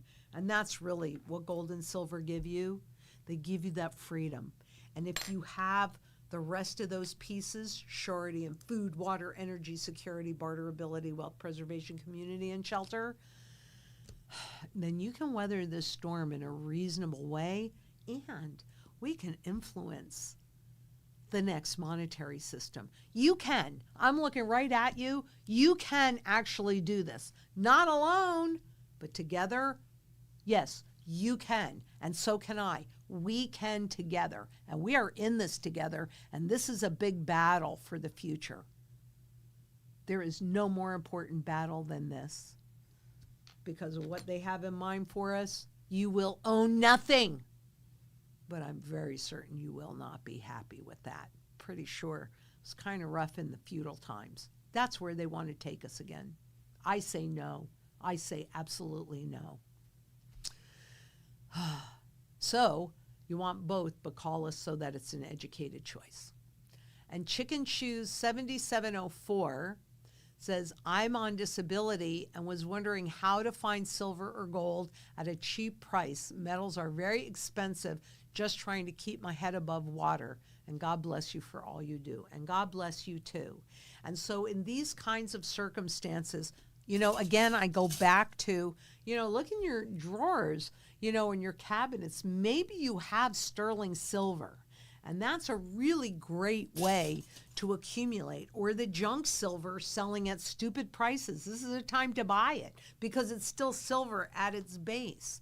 I accumulated that years going to thrift stores, going to yard sales, going to estate sales. It's not as easy to do or as inexpensive to do as it was, but you want to look for things that are marked sterling. If they're not marked sterling, then they're probably plated. But sterling means that they're 92.5% pure. 925, if it's marked 925, like Mexican jewelry, then that too is 92.5% pure. I don't know how easy this is anymore, but at one point, and it's not a bad idea to do with pennies, by the way, go to the bank, get rolls of coins, dimes, not nickels. Nickels are not silver, they're nickel. So dimes, quarters, half dollars, and pennies. Pennies, you want to look at the date pre-1982. Silver, you want to look at the date pre-1965. Okay, so that is a very easy way. I had a client that went to work after he retired. He went to work at those Coinstar places, like in the grocery store, where people just accumulate all that change and then they go and they dump it. So he worked for them because they said that he could swap out a new quarter for a silver quarter, and it didn't have to cost him any more. It was just the quarter. And that was really quite brilliant of him. Actually, I think that was quite brilliant of him because that's the way he did it. But there's all different ways to do it. I can tell you that our minimum is the same as it was even before the run on the prices, which is 1 ounce of silver. That's how much we believe that everybody needs it. But there's all different ways to accumulate at any kind of budget. The other thing that I would say, Chicken Shoes and everybody else, learn some skills. Build your community. We need a local community to create surety in those 8 mantra areas, but you have talents. You have value in what you know how to do. Find a community that has different values and opportunities. In my bug out location, we have plumbers, we have farmers, we have doctors, we have teachers, right? We even have a massage therapist, because that's important. But it takes a village. And Josh can definitely attest, it takes a village. It takes a village. So build that village. That is probably the most important thing that I can tell you, even beyond the gold and the silver. And you do have value that you bring. Everybody has value that you bring. You just have to figure that out. So I would say, Chicken Shoes, please focus on your local and developing that local community. How? Go to a community garden, go to a farmer's market, get to know the people that are growing your food, give them a day's worth of labor. I promise you there'll be something that you can do. I promise you. You'll learn a new skill. You'll start to develop your community. That's what we've got to do. We've got to. That's why it was Australia 2023, September, when I realized, and then the community had been in my mantra since I built it, and it was after 2008 that I developed the mantra, but I can't say that I really understood it. It just, I don't know why, but sometimes I just do things or know things, and community was in there. And it really wasn't until September 2023 where I started to realize how important that community really, really is. So I would say get that done. And Richie Luxury asks, gold going up because of central bank buying, silver only going up because of market speculation. Well, remember, silver is the fuse because it kind of straddles 2 worlds. It straddles the economy world because they put silver in so many things. Remember, 36 different areas that use physical silver. So silver is the fuse. It's a lot more volatile because it's also the secondary monetary metal. So it goes both ways. And that's why when you see a big spike in silver and that run up, and we were looking at the gold silver ratio and all of that, it is an indicator that things are changing. But gold is the anchor because silver can get destroyed in industry, but gold does not. So we can account for it. That's why it's the only tool, and they've tried lots, that were ever appropriate to be a good money. It's the only thing that has all the criteria. So silver's the fuse, gold is the anchor. And yeah, I would agree with what you say, Richie. And Lori KO 5939 asks, how does it help to know what the true value is of gold and silver when they can manipulate it so easily to be whatever they want it to be and suppress the value whenever they want? What a great question. And that's my point, right? That you need to know, and I don't care what you're looking at, but you really need to know the true fundamental value of any asset or any instrument, because that is the only way for you to know that things are undervalued, fairly valued, or overvalued. Therefore, do I want to buy it? Do I want to hold it? Do I want to liquidate it? When you're looking at the sound money, governments do not want you to understand that the true value of this is zero, right? Because then you go like, why am I working for corporate debt that they can inflate away? But I can't give you a whole lot of guarantees, except I can give you this one.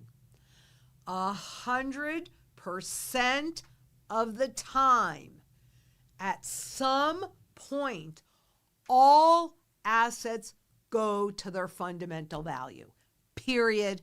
End of discussion. So while it seems that the markets can stay insane a lot longer than even you can stay solvent, and you think that they can do it whenever they want to, there comes a point where the abuse becomes so great that change happens.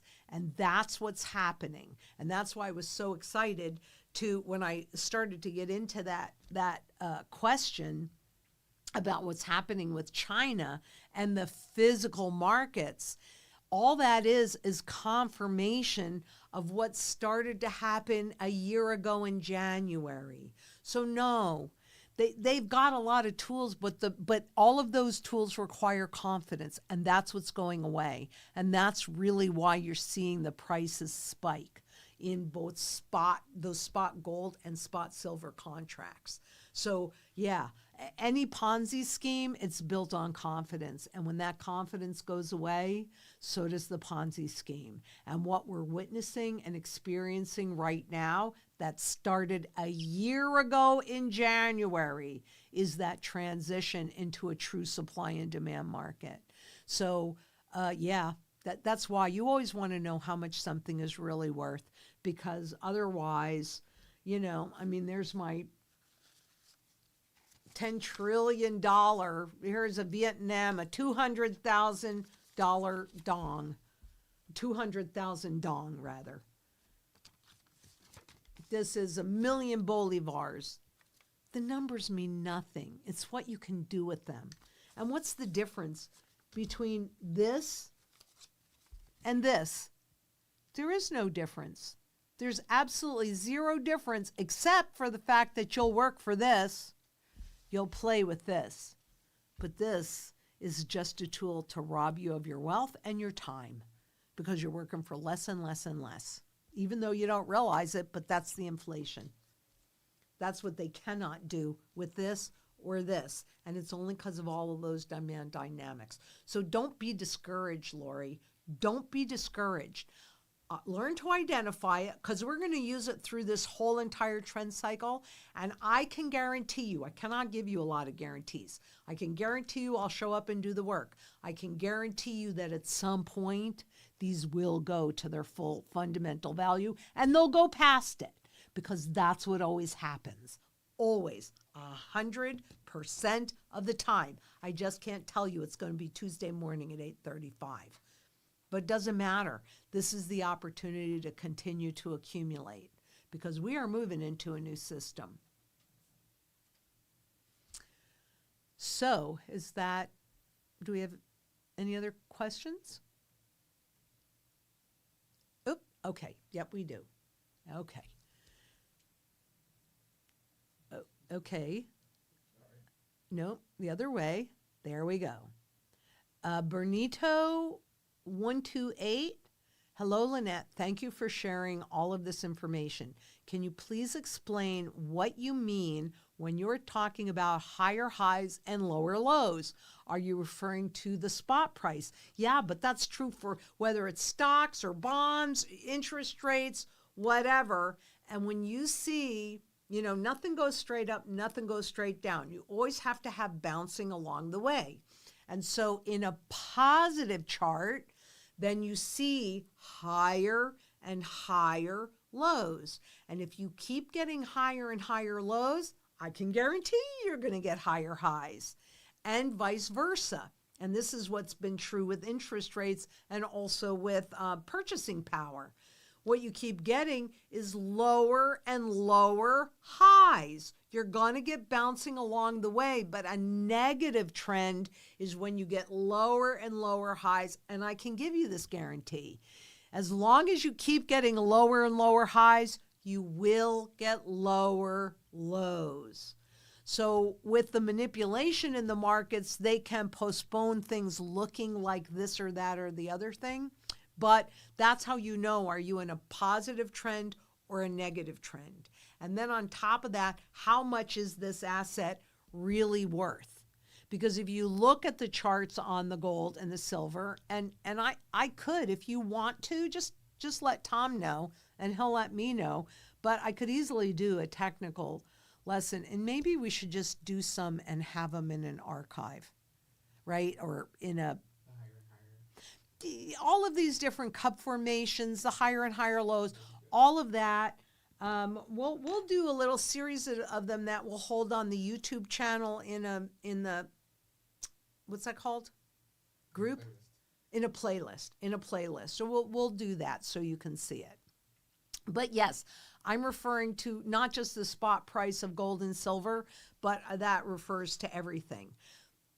Having said that, though, I have to tell you that they print money, push stock prices up to make you think that things are going up when the real trend in that case is the value of the dollar going down. So let me I'll do that. Okay, higher.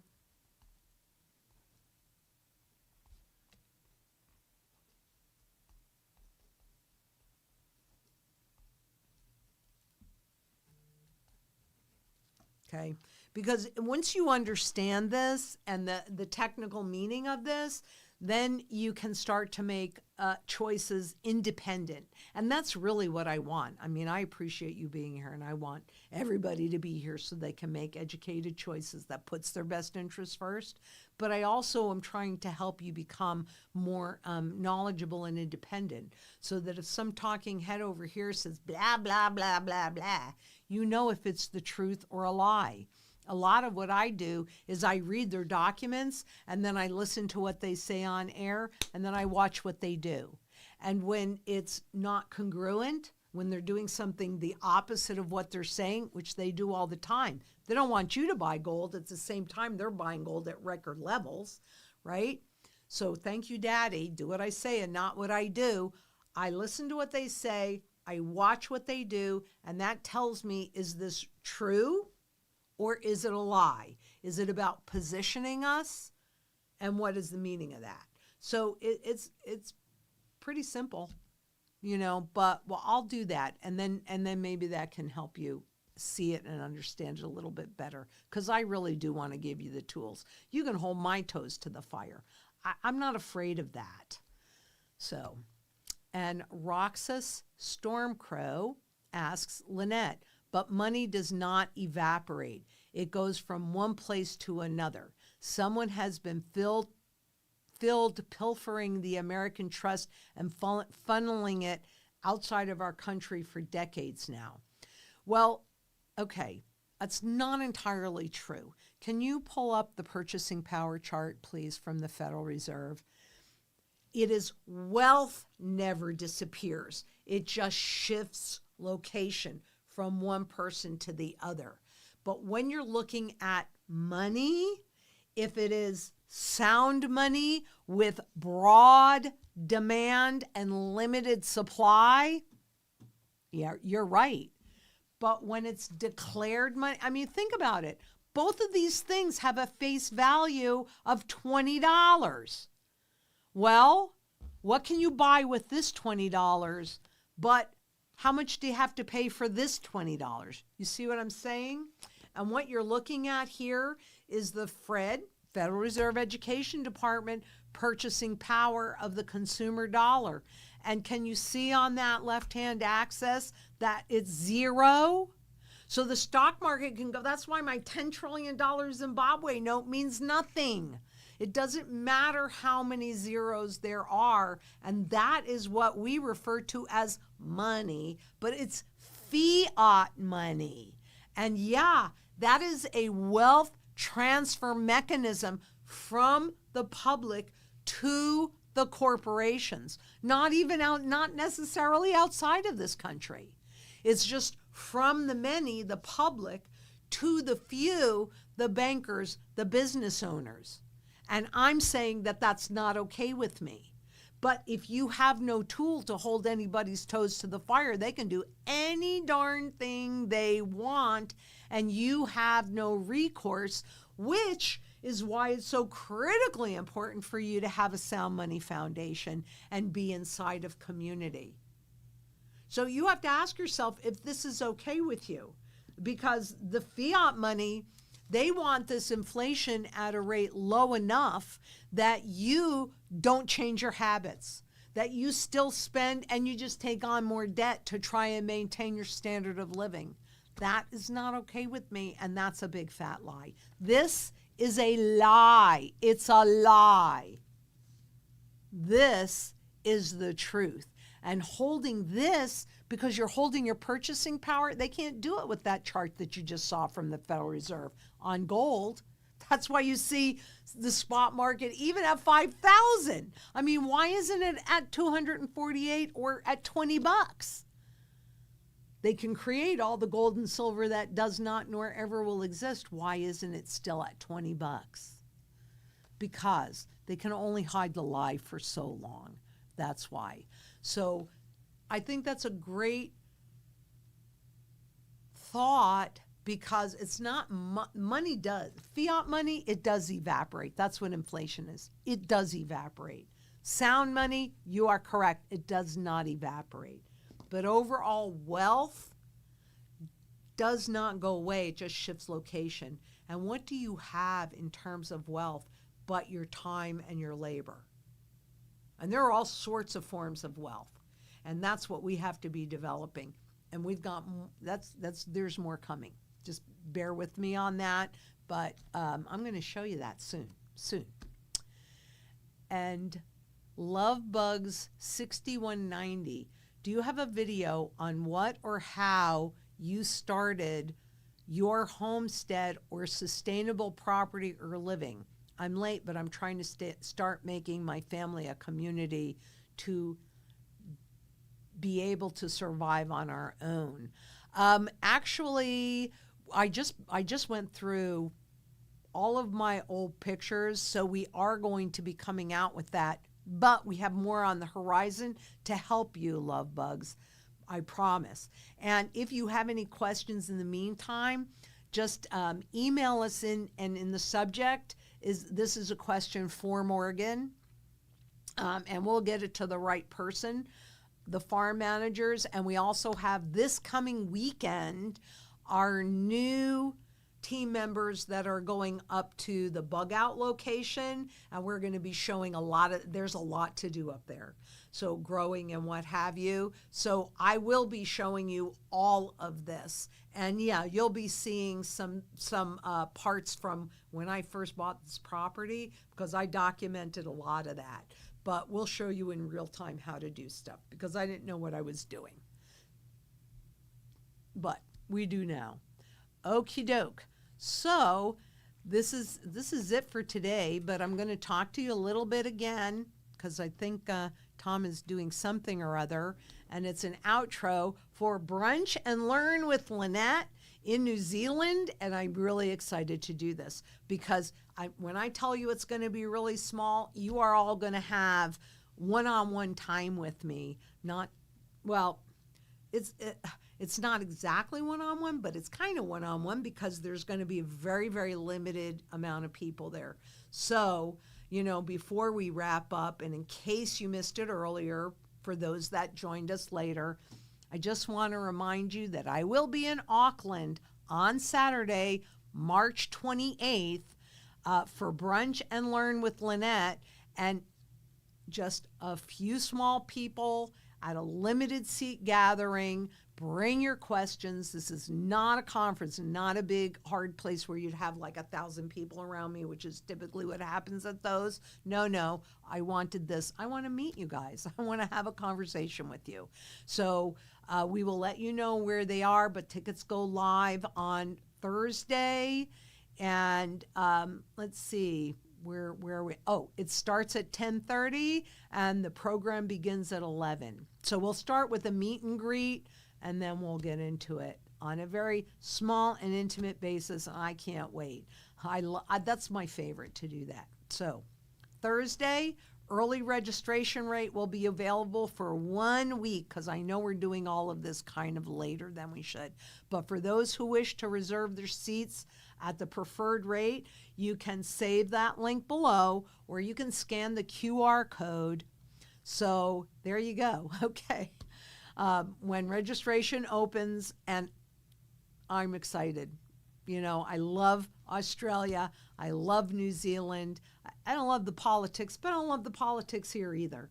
But the people, absolutely, and I'm very excited to see you there. So we can do this. We're growing a global sound money movement and a global community, because frankly, we are all in this together, and we have to. We have to come together and demand our rights back. Until next we meet, please be safe out there. Bye-bye.